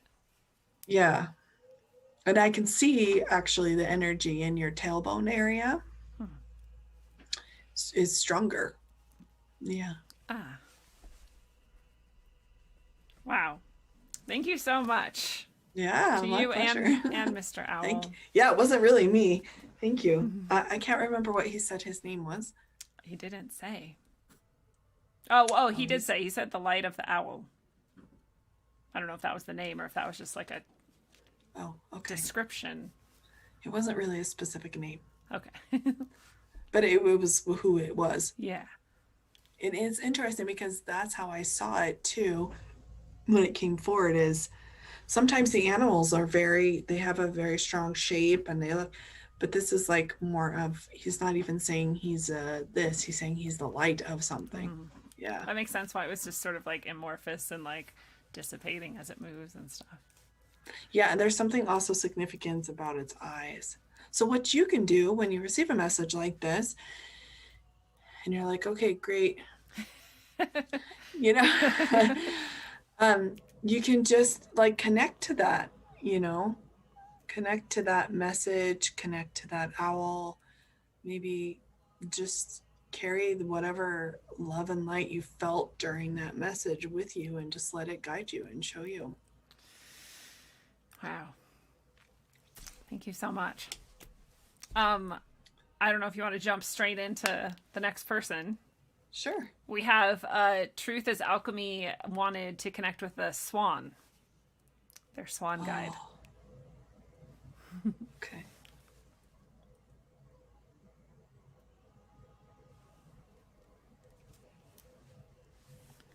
Do we know that person? No, that's their handle, huh? Yeah. Okay.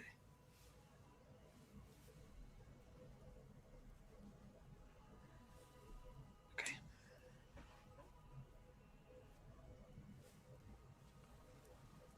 So Truth of Alchemy, just say your name out loud.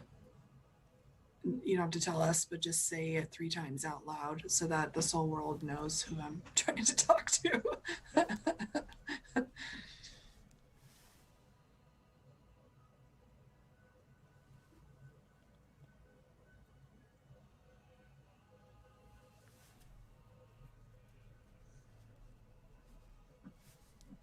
And you can close your eyes if you want. How, dearest one, this is your guide, the swan of love, of light, and all that is good. I wish that you would connect with me more. I'm so grateful to connect with you at this time. This is a particular time for you in growing your abilities to connect with the light and sharing this with others. There is some hesitation that is connected to a lifetime where you could not see or experience spirit in the way that you have in this life. There is some doubt and disbelief that is very subtle that can interrupt your connection at times. Climb onto my back and I will take you down the river to a place where you can be nourished and release this doubt.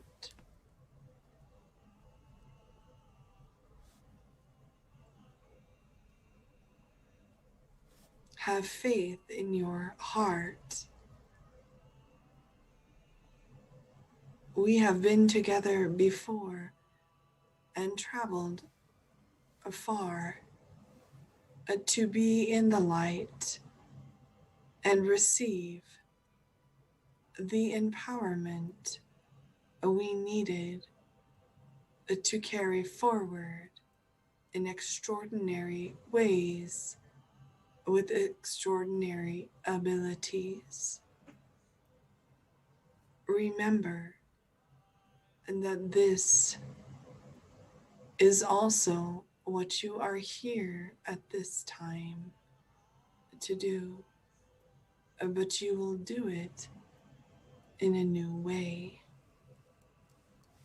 It may seem uncomfortable or unattainable, but I reassure you that it is not.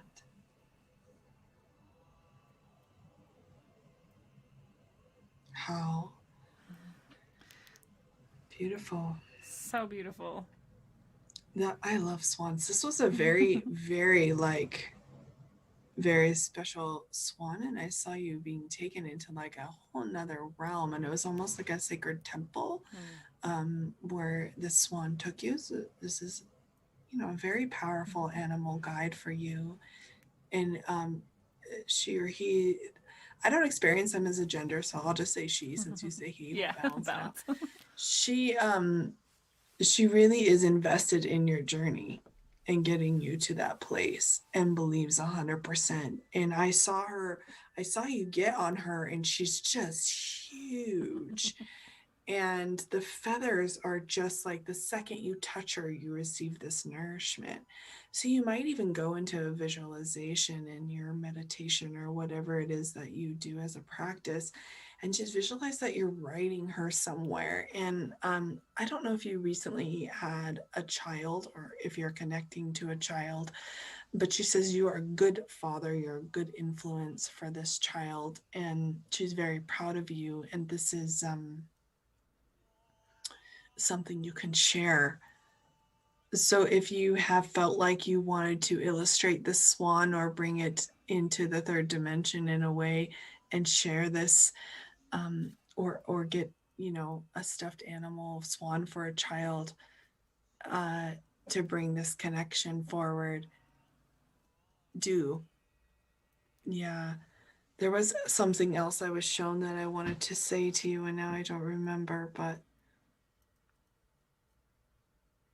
oh, I just saw you like flying through the galaxies. It was very interesting.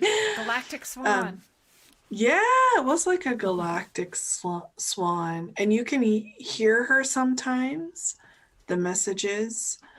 And if you haven't had that experience, just be open to it. And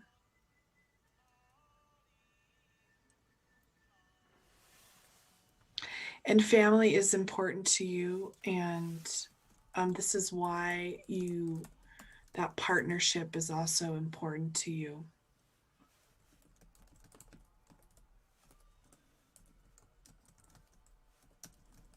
I'm being reminded another swan is chiming in. I connected with swan once and painted it, and it was this heavens, I forget what it was exactly, but part of the message, and I'm being reminded to share this also with you. You might connect with this because it is the message of the swan in general. You never see a swan in like a hurry. Good point. They could be in a task. They could be, okay, it's time to move. It's time to, and they do it, but they're not like, some animals do that. Yeah. Swans are just like, Almost like regal. okay, we're going to do this and we're going to walk over there. And they do usually do it with someone. But yeah, you never see a swan. The swan is really good at following its nature's way. And I feel like that's what you're being called to do right now. And I think we all are. But that has a special message in there for you. So let us know if that resonated with you. Thank you, Swan. That was so beautiful. Thank you so much. It was really beautiful. I almost cried again. I'm like crying on the inside this whole time. Usually I'm crying very visibly on the outside, and that was very touching. I like could see the, getting on the back and going down the river too. I was like, this is so. Yeah, it was so beautiful. And you're like, yeah, it's a special animal for you. I'm curious about how you experience your connection, because you obviously knew you were connected to the swan. Okay, we have Lindsay Smith is next. It's a different Lindsay. There's so many Lindsay Smiths in the world. This is the Lindsay Smith. Oh, really? Yeah, it's not the Lindsay Smith it's a different Lindsay Smith, who I know and who's very awesome. She's just as awesome as the other Lindsay Smith. It's pretty cool. I know, actually. It's just an awesome. It's like, it's a good name. We might as well name you Awesome. Yeah. But instead we named you Lindsay Smith. And Lindsay saw in that visualization you guided at the beginning, like a white horse came forward, but it kind of like morphed into a dragony bird-like creature. So she's not really sure, I think, but if any of those kind of come forward, or if you understand that, or if something else kind of comes out of that.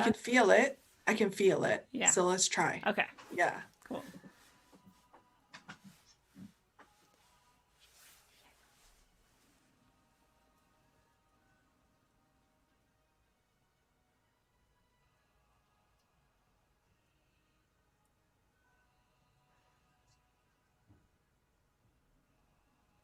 How, dearest one, this is the soul light dragon I am here to tell you that you have some very special gifts that are being cultivated at this time.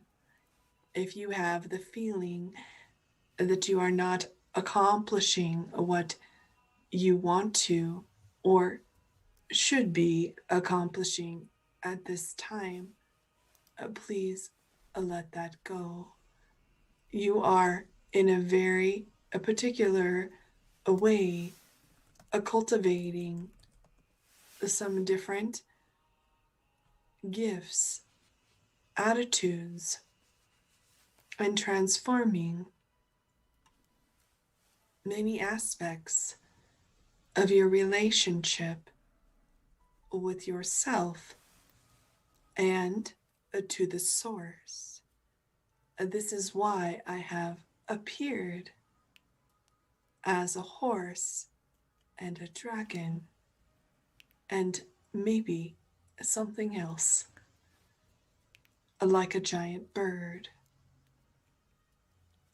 I am still a dragon. Whatever shape I take, I can call myself whatever I'd like. I can be relatable in many different ways and still be a dragon. This is part of what you are learning how to do. For this will open people's hearts to receive what you have come here to offer others. And it will bring a oneness in your community, your family, and within yourself. Call upon me to dream with you. I am a great manifester and can help you to bring forward what you need in your life. Simply align with your vision and ask for what you need, and I will bring it to you. It's important for you to know and trust this. It will come as it comes, when it needs to.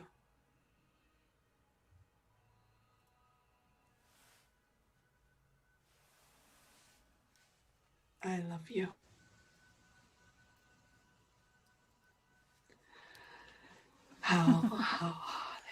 Oh my gosh, I didn't want to get out of that at all. I'm like, no, you can't be finished. Share more. Please, Dragon, please. That's, I just have to say, pretty significant just from what I know from a reading that Lindsay and I did as well. So I hope she's thinking about all these things together. Oh, beautiful. Wow. Yeah, and if you receive a reading, let us know. You can type it in the chat if that resonated with you or what you resonated with. And, if you get something that doesn't really resonate with you, I would just say, let it go. And I don't know, sometimes we connect to it when we need to. Truth is Alchemy let us know that they've had that dream before of how you described with the swan and the river, going down the river, and they actually got to the castle last week. So that temple is there. That's pretty rad. And it confirmed what they were seeking, and they're going to go connect more on their own time as well. Super cool. Yeah, that's great. And I'm sure we'll hear from Lindsay. Congratulations. Lindsay said, "Holy shit." I feel you. I know how you feel. And Truth is Alchemy has chosen to be a positive influence in a child's life a few days ago. So that resonated as well. Yeah, it felt new and it felt fathery. I don't know what gender you identify as, but it felt like, just a natural role you fell into. That's rad. So I hope that is good confirmation for you. Yeah. Get them a little swan. Yeah. That's so sweet. Love it.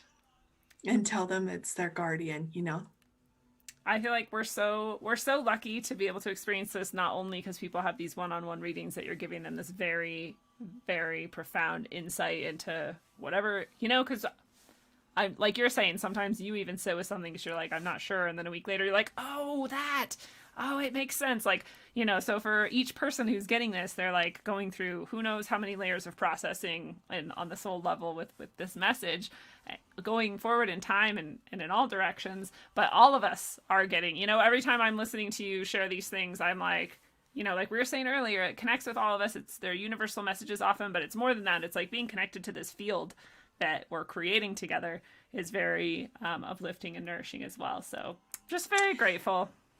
I'm very grateful too. And I wanted to share, what makes our animal guides, some of them are like saints, some of them are like, different things. But what makes them also different from animals in the third dimension is they do have special abilities. And I have, just through communicating with them and experience them showing up when people are receiving certain upliftments or blessings or going through something and purifying, they can actually remove things from you. And I mean, they're so powerful. So it's cool to think of like, oh, I have a spirit animal, and which is perfect if that's where you're at. I think that's amazing and wonderful and beautiful. And I congratulate you for opening your heart to that. And then if you want to go deeper, because,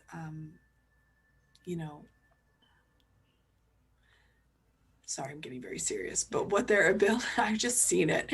So what their abilities and what they can bring and how they can help you and how they can assist you. If you think of like, well, how is this spirit guide gonna like bring these things that I need into my life, or help me heal this heartache, or remove this pain from my shoulder? I mean, it can happen.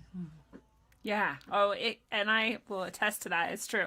I'm definitely like so excited to, after we're done here and I'm like going to bed, to do my own process with this white owl, or many colored owl, because I've never call it white. That's perfect. If that's what you call it. Yeah. Thank you.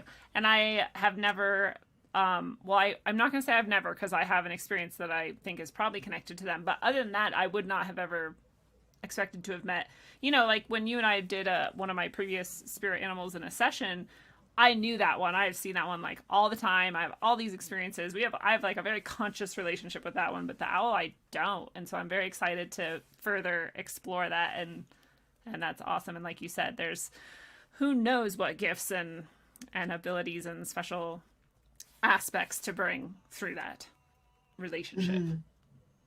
Yeah, that's a good way to say it. I was trying to think of a way to say it. I'm good at reframing something that someone else already said. You are. It's a great gift that you have. Thank you. Well, so Matt is in the chat as well, and Matt would like a general. Matt doesn't have a specific spirit guide and wonders if you. A tiger. Wow. Instantly. Yeah. Yeah. How cool.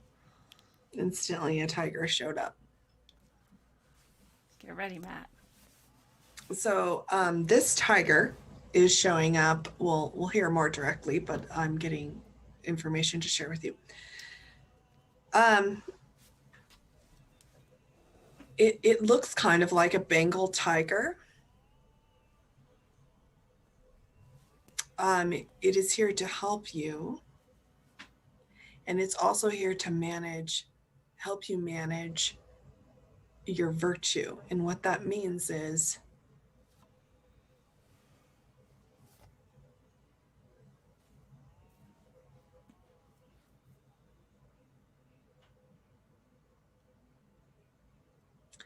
it's like just gathering the positive information. So we know a little bit about like the law of attraction. That's an idea that's been out for a very long time. When you do good things, you receive something good back. Sometimes it happens right away. And in this case, I almost see like you're collecting it. You're waiting. And sometimes some of it, you know, when we get into our negativity or when we get into whatever, it kind of can drift off. So this tiger is here to keep you aligned with accumulating the virtue. Is that clear? Does that make sense? Okay. So you may feel recently that this is a recent connection, actually. And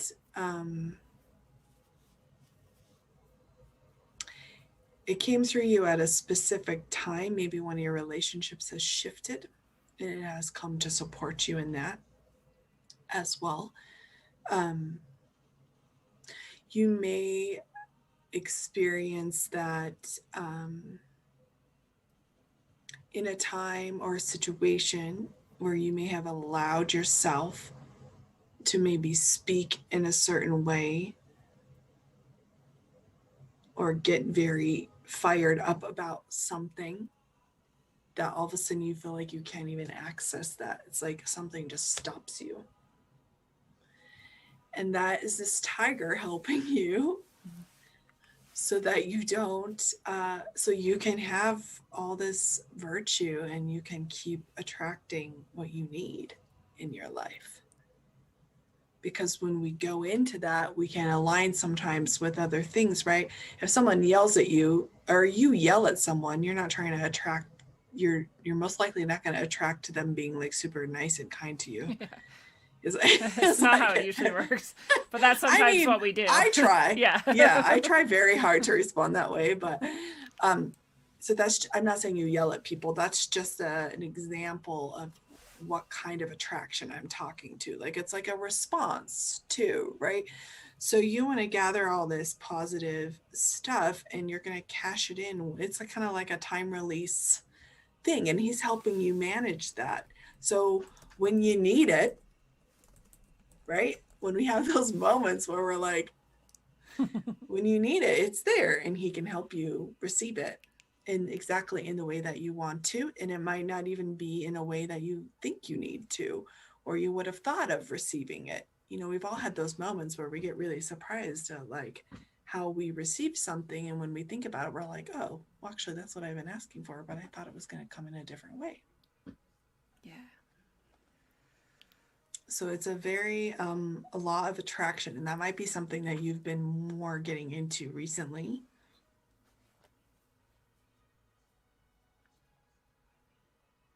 How, dearest one, it is an important time for you to realize that you have a responsibility to your journey and the people around you to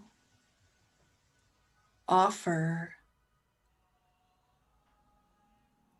positivity in whatever form you need to in any given situation. It does not mean you skip down the road singing songs all day long. It may mean that you stay quiet, or you offer, from your heart with love, another perspective, or kindness when it is unexpected. Oh. I love this tiger. What an awesome friend. And good job, Matt. I know. Good job, Matt. This tiger is like looking out 100. So I'm curious if you like resonate with that at all, or if tigers is something you might have been aware about. Yeah. Or even like if you like a team that's the Tigers. That's what I'm hearing. I don't know any sports teams that are the Tigers. I know like 4 sports teams, and sometimes I don't even know what sport it is. I think Japanese baseball team has the Tigers. That's awesome. I only know the most abstract. Yeah. Yes, so let us know, Matt. That was awesome. I had a shirt when I was little. It was my favorite shirt in the world. Bengal tigers are the white ones, right? Or no, I'm they're the not orange and sure. black This ones. one was orange. Oh, okay. Yeah.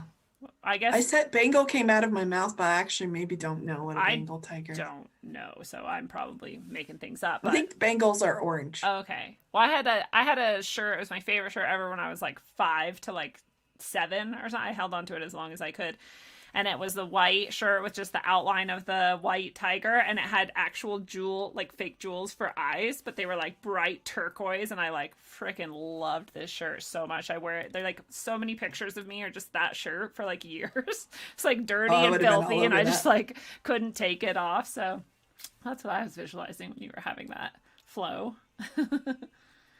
Nice. And so you can take that further and you can connect to the message that that shirt brought to you, how you felt when you wore that shirt, what it meant to you to wear that shirt, what like power it put you in, what place it put you in, what it made you available for.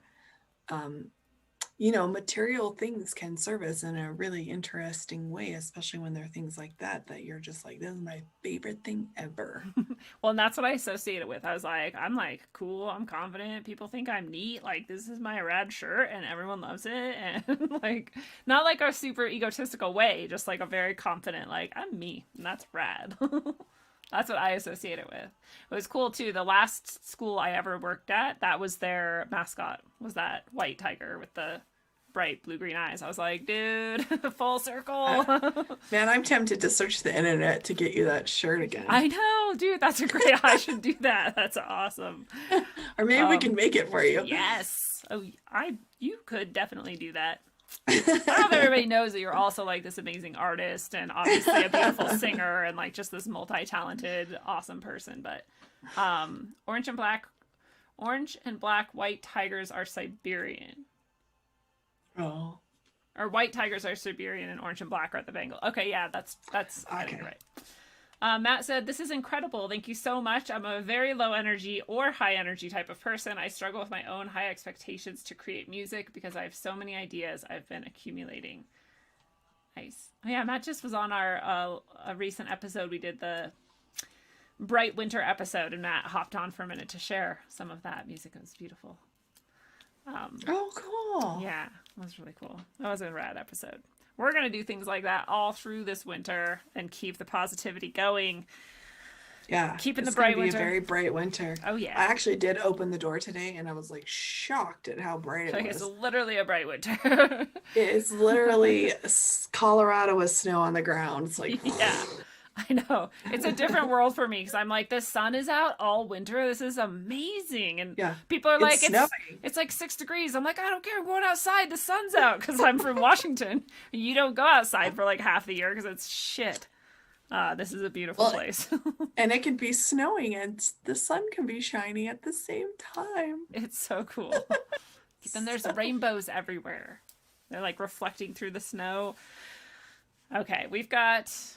And static electricity, you get shocked every time you touch something. I don't know what this means, but Lindsay Smith says tomorrow is Martinmas on 11/11. Oh, tomorrow's 11/11. Thank you for the reminder. Wow. Oh, yeah. Okay, so it's Martinmas also, which I don't know what that means, but now I'm going to look into it. So let your lights shine and manifest bright winter. Yes, especially with all these heavens animals that we're getting connected to. They can help us do that. How do you spell that? Martinmas. Martinmas. I don't know. Like Christmas, but Martin. Oh. But our next person, Saint Martin. Saint Martin. I don't know Saint Martin. Yeah, it's good to look into. Yeah. Thank you for the tip. And thank you for the reminder. Yeah, let's all be on our extra bright winter manifestation tomorrow. All that good energy. Next we have Russell or R.L. Gill in the chat, and Russell just wanted a general also. Russell doesn't have a specific heavens animal to connect with in mind. Okay.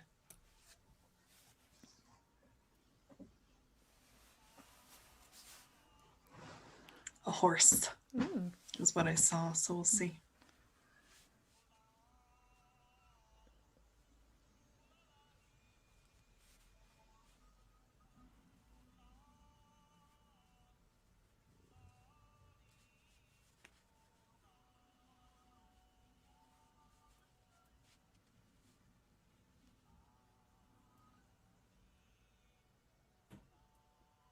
How, dearest one, this is heaven's ironclad horse.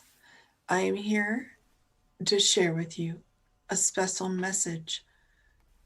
At this time, you are in need of some extra encouragement to get to where you would like to go in your projects and in life in general. Seek this out from not only the people you surround yourself with and the activities you participate in, but it is time to go deep inside and realize your own strength. I can help you with this. There is no way to do this that would keep you in one place. It is time to expand your ideas. How? So what I saw when it said one place, it doesn't mean like a physical location. It meant like a one track. Like your strength, your inner everything, and what you align to through people, right? So really it's important that you're around people who also harbor and ignite that within you. And I think you'll know what I'm talking about, but you don't have to share with anyone who you don't want to share with right now. This is all about you going deep inside, and I know it's painful. Yeah. But you have this beautiful what was it? Ironclad horse. What does that mean? I just saw like armored horse, and I was like, especially if you're in a place where the people around you aren't super positive or uplifting, then this armor is like, you can't get in through me. Like, I'm still good inside, and we're moving through that. That's what I like was projecting I on have to look up what armor clad means. Ironclad. Covered with heavy iron. Yeah. Ironclad. Oh. Same, I think. Yeah. See, you know that I didn't make that up. I don't even know what that means. Right. I'm sure I heard it at some point, but covered and protected with iron. Ah. And iron also is, and I don't know if this connects or not, but iron Conduit. is, well, and it's good for deflecting like negative energies. This is like one of your soldiers. Yeah, it's one of your protectors. It's one of your this is kind of a new idea for some people probably. It's like he's part of your heaven's army.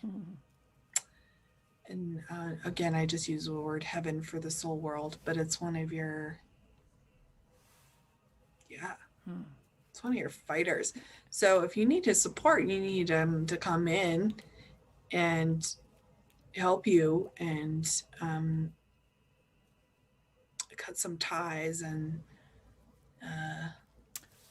help you to go deep and feel protected in that. Yes. And that octopus also was there to help cut ties if you need that too. So you can call both of them. Russell, got your back. I mean, he's saying it's so true. It really resonates with him. Oh, good. Yeah. I feel like you have a project, and maybe 1 minute you feel super connected and committed, and the next minute go into that other space with it. So it's just calling you to heal part of that, and he's going to help you. It's like, I can feel it in my body. It's like, I feel like, yeah. dun, dun, dun, dun. I'm like, I can do anything. that's how I felt when it was coming through, which is why I was like, it's a horse. And then I sat there for a minute. You're like, why is it made of metal and strength? Well, I could just feel it, you know. I stopped seeing anything at all and just felt it. Wow. Okay, so I wanted to make sure I really was in a space to deliver that. And even the way it came out was strong, right? You notice how they all come out a little bit different? Yeah. Yeah, it's interesting. They have their like vibe or personality or whatever is very apparent. Yeah, it's their frequency, their vibration, their job. Yes. Let it go. That's awesome. Nice job. Well, we have people you know very well coming up next, and that is Lacey. Hi, Mom. Hi, Dad. Yeah. Hey, guys. Lacey wanted, Lynn, Lacey, I'm sorry. I'll actually have Regan go first because I don't know, Lacey, if you had said a specific animal or not. So I'll try to go back and look for that, and then we have time for both of you. Yeah. So we'll do Regan first, and Regan said any animal that comes forward would be excellent. Okay.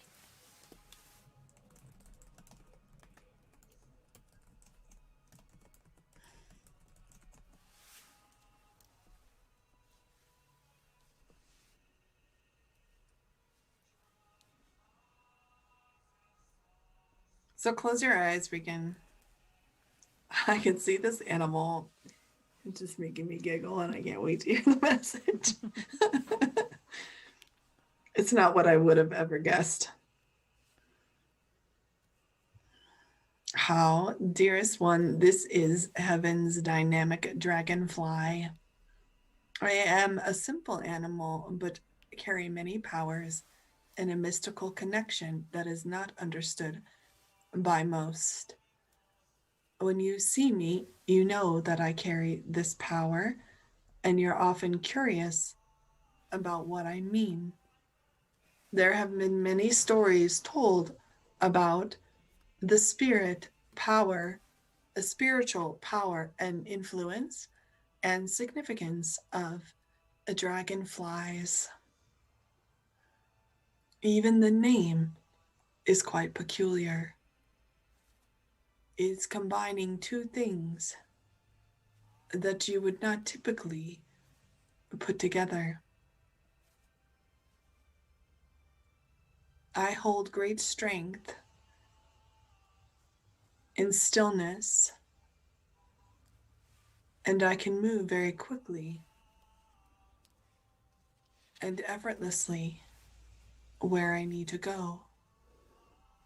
I am guided in flight by the sounds and the light, the sounds of the light.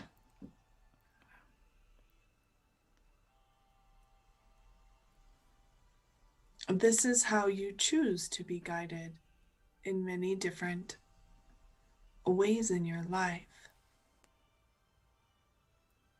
There is a grounding aspect that can receive more nourishment for you.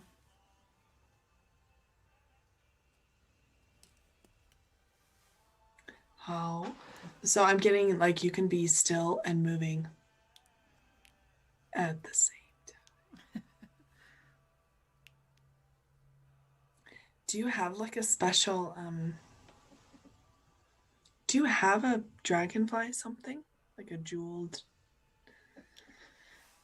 or maybe someone you know does, like someone in your family or your mother, or you have a memory of this? You do. I do. I don't know if Regan also does. We have a lot in common, so I would not be surprised. So that message was even kind of mystical and a bit everywhere. That's okay. It sometimes appears that way, but it can really be one.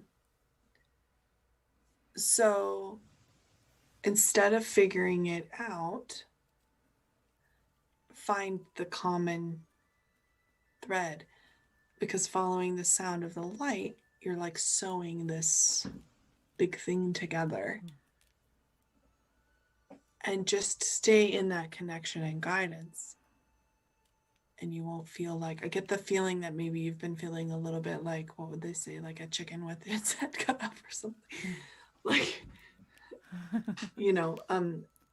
so just ground yourself in that guidance and listen to the light. Now, listening to the light is not something that would super make sense to me, but it makes sense to Regan probably. Yes. And me. That whole time I'm like, are you talking to me? But when you were doing the owl for me, Regan's like, I think that was for me. So I'm like, I think both of ours was for both of us. Yeah. And here's the thing, like we're all connected for a reason in some way. So you think we don't have the same animals looking after us? Yeah. Well, one time I had this experience with dragonflies that I'll just share really quick. I was out on a lake, and so when you said, what did you specifically said? Strength and stillness. Like I was at this time in my life, at least, where I was like chicken with my head cut off and was like going from trauma to trauma to trauma. And I was at this lake and I was just finally like stopped and relaxed and just chilled out. And I like was like, those moments where you really come to yourself and you're like, oh yeah, I'm right here right now. And it's rad. This is like all I really am ever. And a dragonfly came up and landed on my finger. That's totally the dragonfly, by the way. I mean, that is the dragonfly right there. Right? And then, sorry, I didn't mean to interrupt you. No, it's totally fine. And so a dragonfly came up and landed on my finger. And first of all, I have like a thing with flying bugs that is not cool. But for some reason with dragonflies, I'm totally chill with them. They can land on me and I can be like cool with that. But it landed on me and it was like, I was staring at it, had like this light like flashing on their stomach. I don't know if anyone's ever like looked at a dragonfly that close, but I don't know if they produce light or if that's just something their skin does, but it's like, I think it's communication of some kind. So I was like staring at this light and I was like, this dragonfly's talking to me through this light. This is crazy. And he like got up and flew away and I was like, oh darn, it's over. That was sad. Well, he came back like 2 minutes later with like 20 other dragonflies. And I have 5 people who saw this happen, had a dragonfly on every single finger and every single toe of my whole body. So I had 20 dragonflies on me at one time. So special. It was insane. And I was just like, I don't even want to breathe. I just want to like live in this moment forever. It was one of the most that's profound. A special connection. I've never had that experience. I don't know anyone who's ever had that experience. Yeah. One of the most profound things that's ever happened to me in my life. And so that's what I was thinking of when you were going through Regan's, because all the messages like connected with what I experienced in that moment, or the messages that I understood in that experience, which goes back to that idea that like a lot of these animals have like very specific qualities or, like you were saying, like abilities that they have, that's like who they are. It's not this like, not that they can't have different things for different people too, but like, it's not like I don't even know what I'm trying to say anymore. It's not like you're just like grabbing things out of nowhere and being like, here's what it is. It's like they're objective. That's what I'm trying to say. There's something about it that's somewhat objective at least. Well, it's just like humans have a certain quality. I know it's a little different than that, but each animal is different. Yeah. I mean, there's completely different species of, each one carries I mean, you get embodied in that way in a reason, I don't know, for a reason to carry that message of that embodiment. Yeah. I don't know. Does that make sense? That makes sense to me. I bet it makes sense to everyone out there too. How cool. That was so rad. Well, Lacey, that was so rad. Yeah. I saw that dragonfly right away and I was like, oh, this is so really sweet. Cool. Its whole message. I mean, I guess all of their messages have been very magical. And Regan, that you have so many animals around you. Yeah. Well, Lacey didn't get back, so I don't know if we want to do Lacey or if we want to do the next person and give her a chance. I know we're coming up on. We had said that do a couple more. Okay. Yeah. Well, we'll do Nick and then we'll do Lacey so she can have some time to let us know if she had a specific animal or not. Or if it was general. Hi, Nick. Hi, Nick. So Nick asked to connect with his fox spirit. Oh. Okay. Whew, I can already feel it. I see this fox as like a red fox. I don't know what that means. I feel like that's a term, but I don't know what it means. But it's like a very red fox. Okay. Powerful. And sorry, who's the person? Nick. Oh, that's right. I said sorry. You have a lot going on. I'm existing in a few different places right now. Okay, Nick. Thank you for the opportunity to connect to this powerful animal. So just close your eyes, and obviously you have some kind of connection already because that was a very specific request. So just make that connection in your heart. And everyone who connects to foxes do that. Or even if you don't.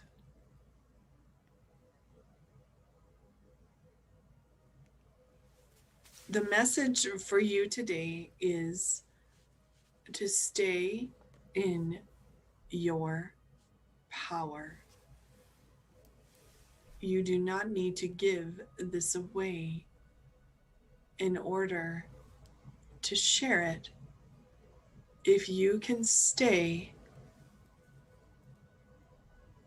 in your greatest way with yourself, all will benefit. You can do this quietly, and it can also make a loud statement. I am here to help you with your friendships and your relationship with a particular soul.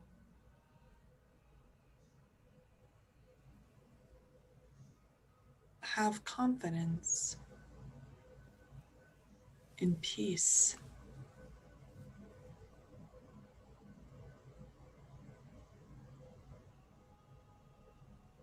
So what I'm experiencing right now is just these really exaggerated breaths. It's like my whole body is breathing.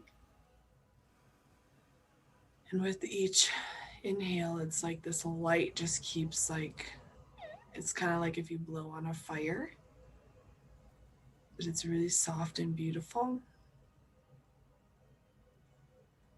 And it's related to your third chakra.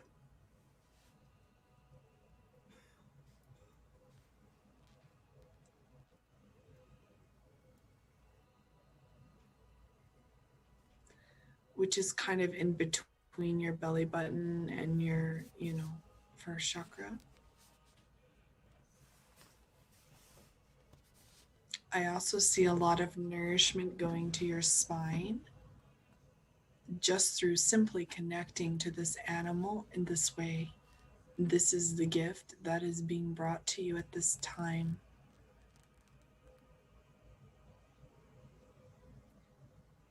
Be wise.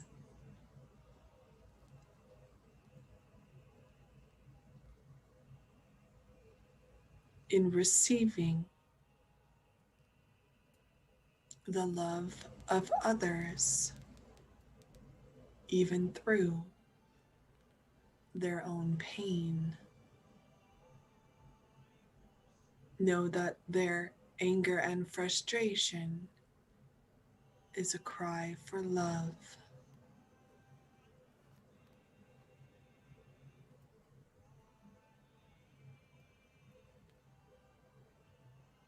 Oh.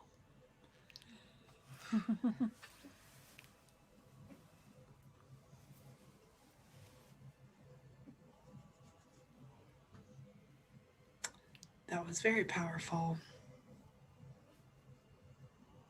I love it. Stay in your power, Nick. And your power is also in your humility. And you've been learning this. And there is some points in your life where it's so clear to you. But others, because of this, might experience you as a space to be safe in their expression of emotions that may not be very balanced.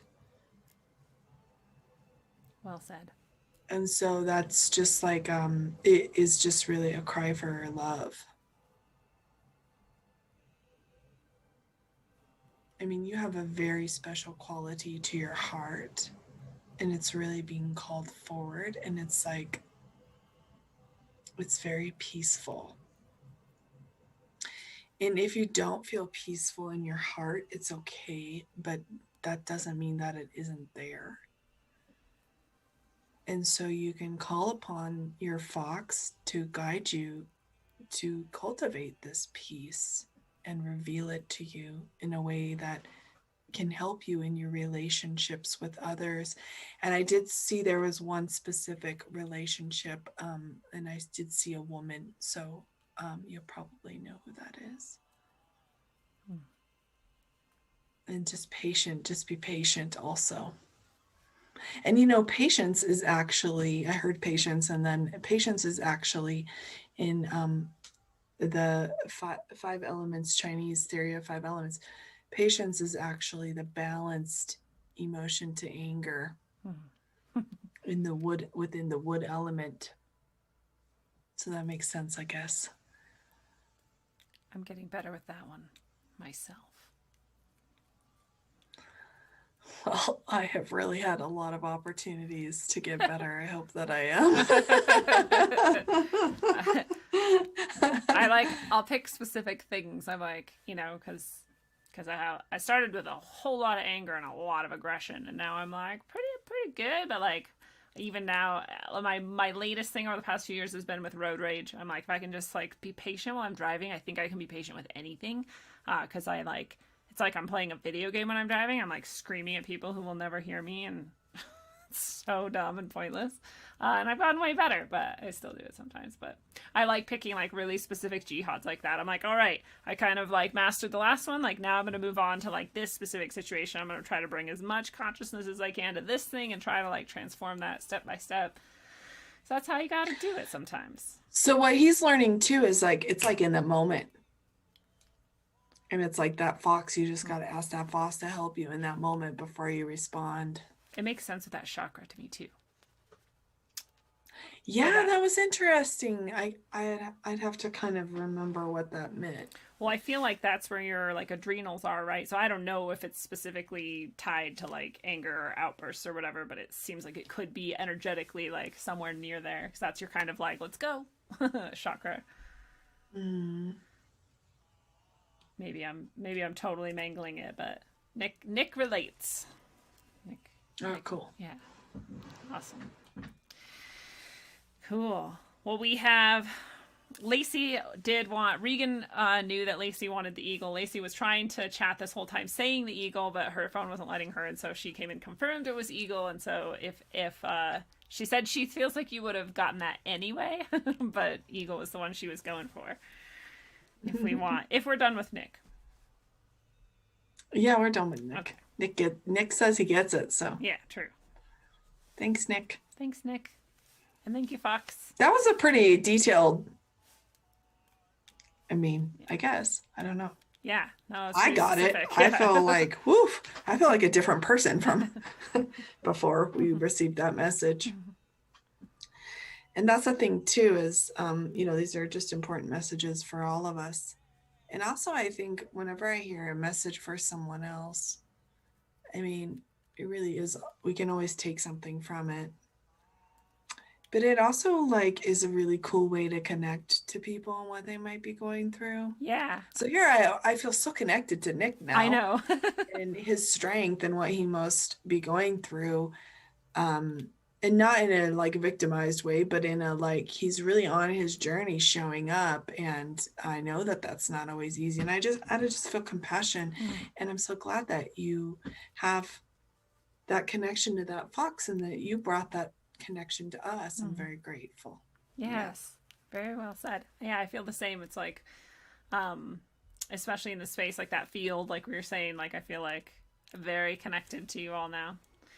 We become closer. Lindsay, I was going to tell you, yes. When you're driving, I've never really had road rage because it's not who you are. I like ride my bike. Well, I could be, but I ride my bike like Kermit the Frog, and I drive like one of the Golden Girls, and I just don't really care. I'm like, I'm going somewhere, get out of my way.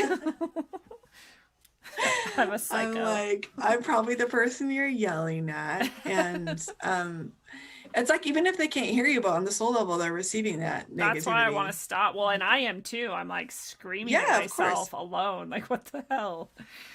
So one thing that I like to do, we did kind of talk a little bit about the Love, Peace, Harmony song, but I like to, you'll get this. So, and anyone else who does, that's great. But if you don't, it's okay. I like to, all the cars that I will come across on the road, all the people who are driving the cars, the soul of the traffic, the soul of the best possible timing for me to get somewhere. Please join me in singing Love, Peace, Harmony.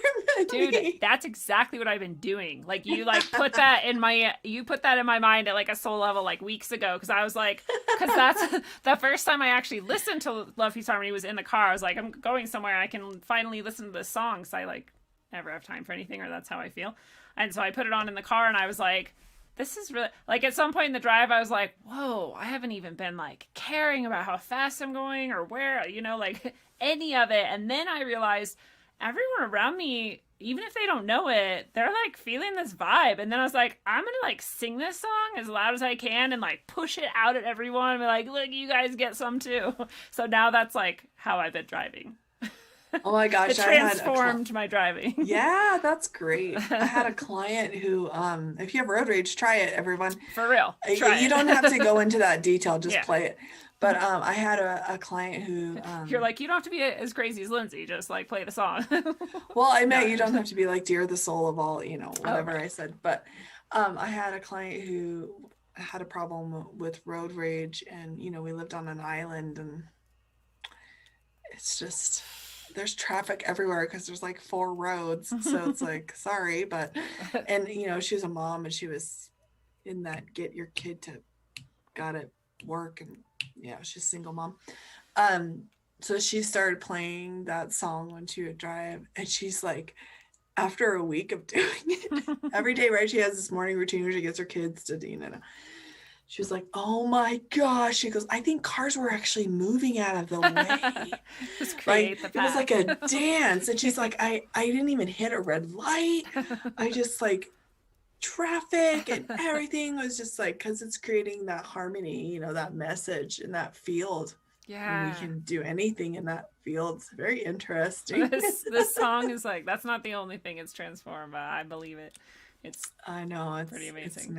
It's magic. I feel like I say it too often too. It's like every episode I'm like, by the way, Love, Peace, Harmony's rad. You guys should all go listen to it. I know. I'm like, I have to say, like, I swear I'm not getting like commissioned. No. Like, I don't get like a kickback. I don't. But we sang just it today on the soul level. Yeah, we sang it today with 1,000 people. Oh yeah.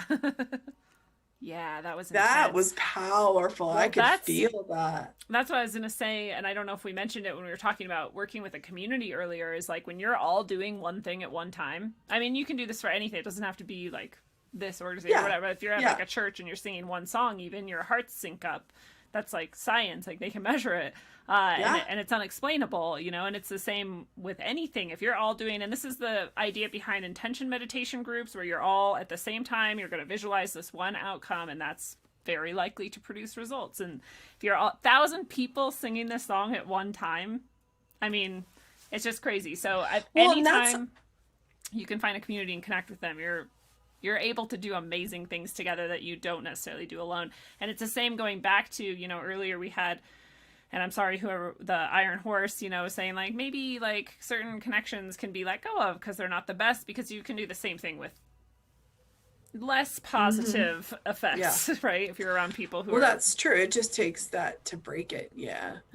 I was going to say that's why mantras were created. Yeah. I mean, mantras on their own are gathering tools. And they say, like, in different traditions, like everyone who's ever chanted that mantra with that positive intention, you chant it, they chant, it gathers that.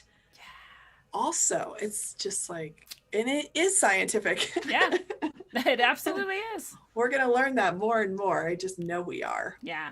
And it's the same with anything, like you're giving your attention to it, and there's some things that are like, you know, the Wendy's logo now has all that energy that all these people have given to it, and it's like, okay, fine, but like, wouldn't it be way cooler if we all gave our attention to something else like Love, Peace, and Harmony or anything like it that is that positive instead of just like shallow? I don't even and know what you're talking about. like a logo. I just picked Wendy's for some reason, but any logo, like just like a logo. yeah, Okay. like you're just like, we're I was all like, is something going on? You know way more about that kind of No. stuff than me. no, nothing specific, just any logo, like, you know, we're all giving our energy to it even if we mean to or not. And so it'd be way cooler if we were all intentional about giving our energy to things that were really positive, uplifting, constructive, growth oriented, whatnot.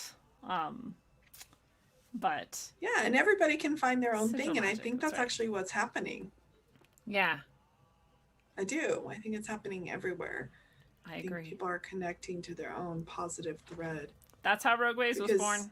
Bunch of people like connected, Yeah. and we were like, let's do this thing, it's gonna be rad. And here we are years later, and it's rad. So Yep. All right. all right, So Lacey with our Okay. eagle. Okay. Come here, Ping. Come here. My dog is going to say hi because otherwise he's going to want to go outside. Ping. We're going to finish in a few minutes, okay? Yeah. Hi, And Pink. connect to the eagle. Okay.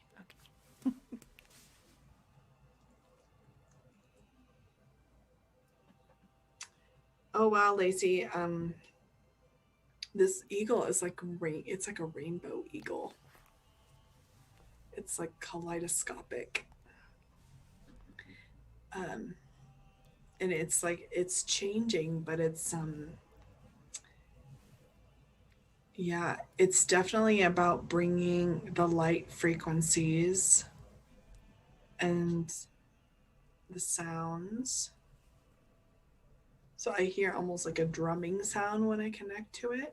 It's a very ceremonial, it's connected to you through ceremony, ancient times ago, in a lifetime that you had where this was part of what you did, and you might even have worn the feathers of an eagle. Like these guys. Yeah, but you had painted them. They were like all different colors. And this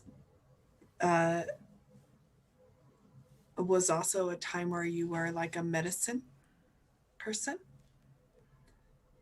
And you helped your community, and you were very guided by this animal and this spirit. And you really, so much so that you really embodied it. So you're connecting to that now because it's an extraordinary time for you and for everyone, but specifically for you to tap back into that. It's like an empowerment, but it's also like just embodying that empowerment, which feels a bit different.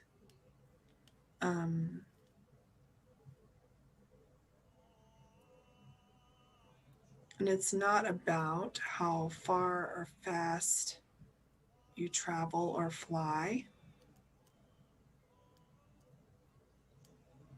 It's about actually being in flight, in the stillness. Because I think eagles can they hover? Mm-hmm. I didn't know that till just now, but I'm getting that information. And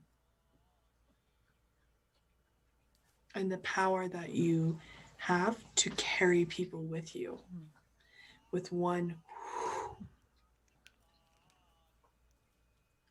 no attachment. So if you're trying to get people to do something right now, stop. Not because you're not capable of doing that, and not because that isn't a beautiful, wonderful thing to do, but it's not the nature's way, because you put the movement that your heart creates will be much more powerful, which is why you were such a powerful medicine person, I'm actually getting you were a medicine woman, which was actually even more rare in your community. But you were highly revered, and you were really young when you started. And it's like, I just keep hearing like your heart is the medicine.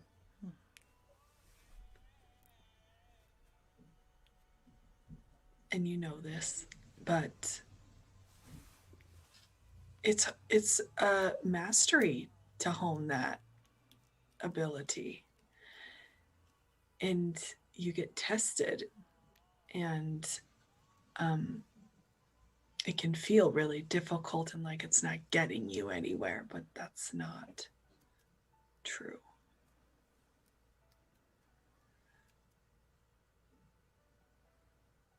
I'm seeing like a stained glass eagle, almost like a prismy thing. I don't know if you have something like that, or if you've dreamt of something like that, or if you see something like that. You don't necessarily need to possess it. If you can, but it's just receive that. And it would be good for you to have like a prism or something in your window to shine the rainbow light. That's a really good frequency for you. It's very activating in a balanced and beautiful, heart-centered way. And it will energize that ability to come from that space. Activation. How? Whew. It's so beautiful. I wish I could just show all of you what I'm seeing right now. It's like, it's so amazing. I love it.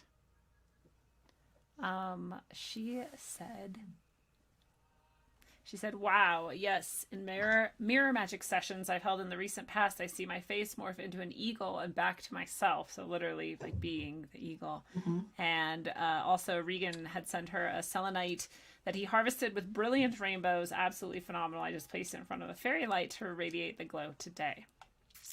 And she said, there you go. So beautiful. That's her confirmation. So beautiful and resonating. Thank you, Catherine. I feel it, Lacey. Powerful, powerful soul. Yay. Well, I think we don't have time for anybody else tonight. I know I'm trying to be disciplined. Yeah, we're both trying to have, I think, better boundaries with some of that stuff. So, but you come back every month on the second Tuesday, and so there's no reason why we couldn't do spirit animals again, since we have so many more people who want to do that. And even more importantly, people can go to your site and access you and do one-on-one sessions, which I have to say, this is an amazing experience. It's different than what you do one-on-one in a lot of ways, because like you said, when you do one-on-one, it's like a lot. I don't even know how to describe it. It's just very different. I think that people have the tendency probably to open up a little bit more directly one-on-one. And so maybe there's some deeper aspects or something that come out. I don't really want to like put too many qualifiers on it. It's just its own beautiful experience. Well, I will say your guides are sharing in front of however many people are going to watch this, which is perfect. Yes. But they're going to be of service to everyone, which is also perfect. But they're not gonna like maybe get as personal. They don't want to out you or make you uncomfortable. It's not like they're gonna get negative, but it's an honoring thing, really. But when we do private, and can I share something awesome? Oh yeah, that was birthed today. Yeah. Okay, so I actually am going to put together some awesome spirit animal guide classes. Yeah. And I've done these many times, and they're very popular, and they're just for me, they're also just so amazing. So cool. So I am going to do a series of 4 classes, and it doesn't mean you have to do it all one in front of no, it's just what I'm saying. It's just going to be similar. So I'm going to do them I'm going to do a couple different things. Okay, so let's backtrack. So the first one I'm going to do is a spirit animal guide meet and greet. That's so rad. that one, I was like really excited about that one. It just came to me, and I was like, Lindsay, and she was like, yeah. I have it already posted in my store. You can purchase it. Awesome. It's only $25. That's ridiculously cheap. Yeah, and it's going to be Wow. only 6 people can join each class. Perfect. And right now I have 3 classes. So if it's something you want to do, I think Heaven really, because I do everything by guidance. I don't make up the number that I'm going to charge or anything. Yeah. Because that's how it becomes an honor fee, is it's just like, okay, well, this is what I just know you're going to receive a lot. But I think Heaven really wants, the soul world really wants people to be able to experience it and understands where people are at right now. So like a private session, right? If you can't do that, these more smaller group sessions that are longer, and everybody will get a message. Oh yeah.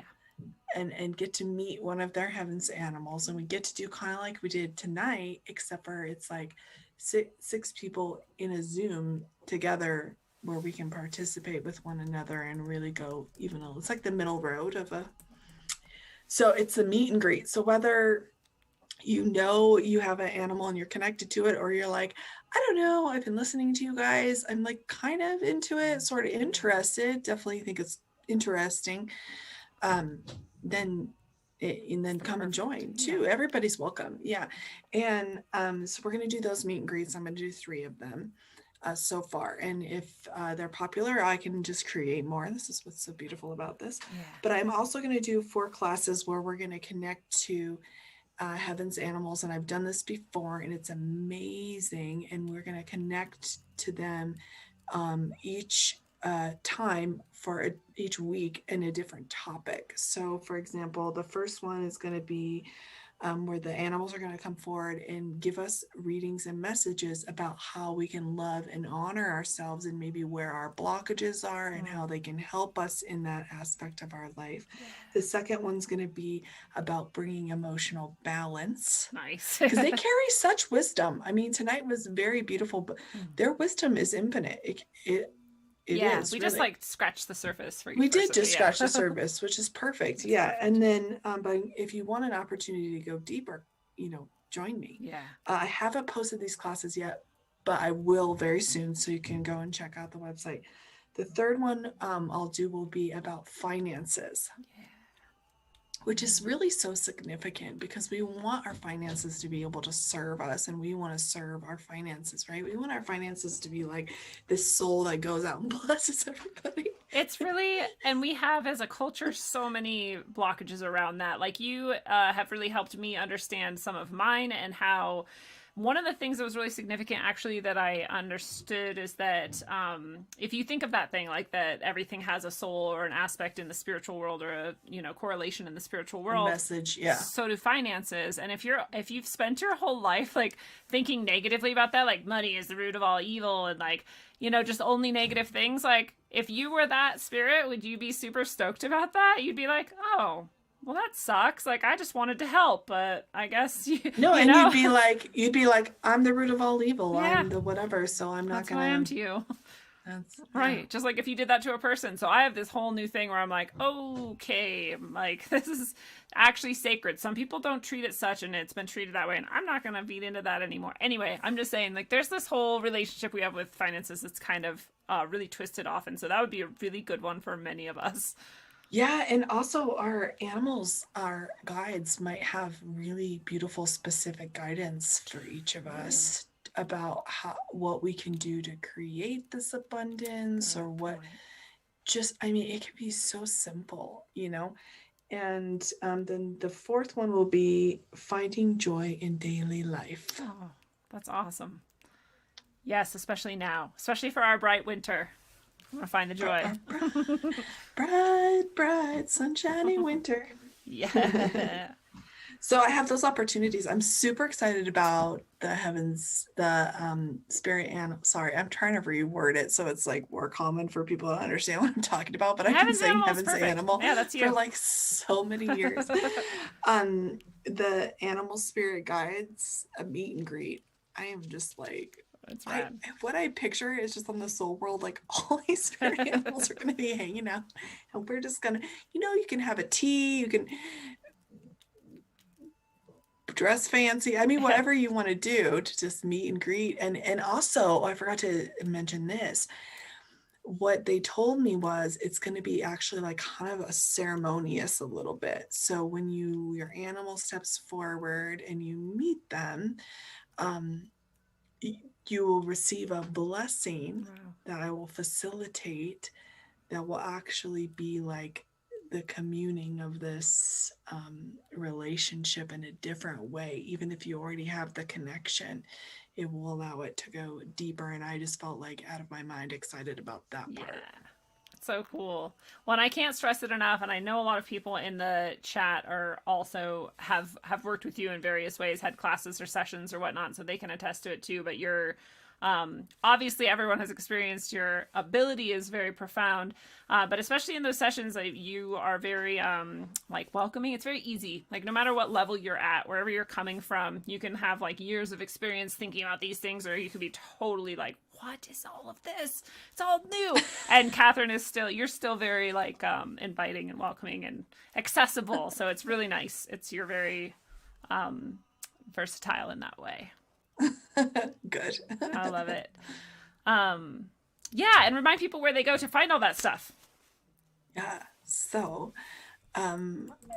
thanks to some beautiful angels and friends of mine, I have my website up now. So it's soullightpetservices.org is the website. You can register for a session. And I will tell you, I do have a special, and it's for the animal sessions, but it can also, I'll put up a new product, I guess, but it can also be for a spirit animal session. Oh, cool. You just comment that that's what you want. And it is on special right now. Normally, per hour, the rate is a little bit higher than it is now. And it's not going to be, I'm getting guidance that I need to keep, because I'm also getting busier. Yeah. So I'm getting guidance that my rate that I normally am at, I've gone quite a bit lower to make it accessible for a lot of people. And it's time to shift that a little bit, which means more abundance is coming to all of us, because, that's how it goes. Mm-hmm. So, so what I'm trying to say with all of that is take advantage of it. If you feel like this is something you want to do, and you can honor for it sooner than later, do it, because that's not a permanent thing, that special honor fee.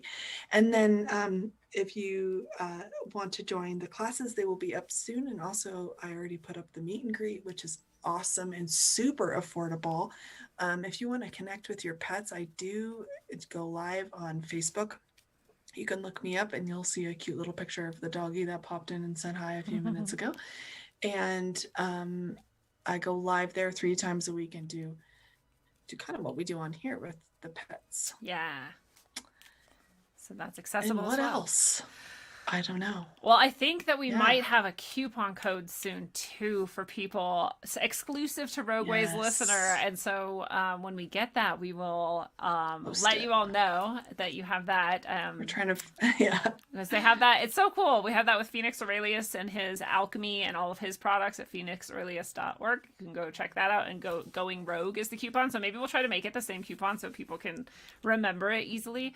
But we'll try to do something like that. And then, yeah, was there anything else that we have to announce to people or that is available to them? No. Okay. I don't think so. All right. Then, so soullightpetservices.org, go check it out. Go look, even if you aren't sure, just check out all the things, because there's really cool stuff there too. And what do you want to let people know? Is there any last messages you have, or ideas you want to leave them with, or suggestions or anything like that? I just want to encourage everybody to take time to connect to their spirit. And what I mean by that is through your own nature, your own soul's nature, your own beautiful way, and not to be afraid to explore things that might not be so obvious or comfortable. This is really how I got where I am. I know it's how Lindsay got to where she is. And this is how we evolved together. And imagine if we all stepped into that and took time. And you don't have to figure anything out. just connect to it and see what it has to show you. Well said. Perfect. I love it. Well, fellow travelers of the path, it is a beautiful thing. This is your analog, electric, concentric dose of wisdom according to the beautiful and gifted Katherine O'Shea. Katherine, thank you so much for coming tonight again. Thank you so much. Very grateful. And remember that we don't take anything with us when we go. At least we don't take anything material. We take only one thing, and that's our soul. And our soul carries with it all of the messages and essences of what we felt, thought, and did here on Earth and in whichever other planes we encountered on the way. So allow yourself to read the messages you've gathered so far, feel the record of it all, and choose to allow your soul to burst open ever wider to allow in more love and push out more of that heart-centered power into the world. It is literally all there is. And until you master the portal of love in your heart chakra, travel well, aim for balance, and always look inside first. Mwah. It's a one-on-one lesson, so do your homework. Make your dome hurt while up on earth. My bones are blessed from holy dirt. Vibes manifest for verbs and adjectives to describe birth. Worth more than one can speak. While the tongue feeds a weak, a sour taste in your mouth, bittersweet.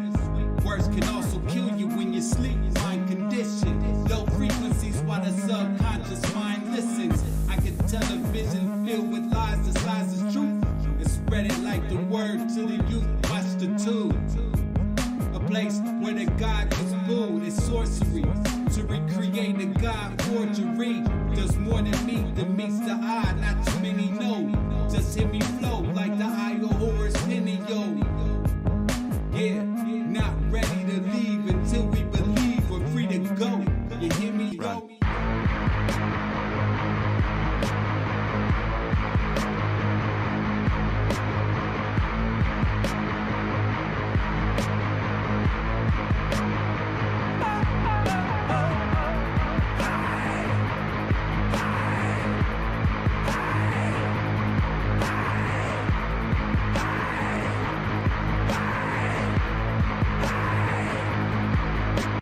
Sculpted from the ether, the material will eat ya. Stuck on this plane, lanes use jet fuel to greet ya. The dimensional three ain't beating me on top of the fourth. Didn't climb Jacob's ladder to squab with a sword. Forged with Yggdrasil, branched out. Try quiet your lamps now. Ascension past the matter. Let they slam out they damn mouths. We ain't on land now, but they over understand. Sacrificing wisdom, hoarding dumber, kosher, wicked hands. Putting faith in worthless worship of the mortals. Artificial portals, mass ingestion of the black goo. Bioengineered morsels, conversing with machine elves. Bypassing maggots, they stuck on Android screens now. I'm scrolling emerald tablets. Moloch living lavish, off the backs of the savage. Them clasped hands at the Sabbath. Smack of energy damage, they done twisted the tongues. But nanotech in the lungs, the awakening's begun. All they really can do is fucking run.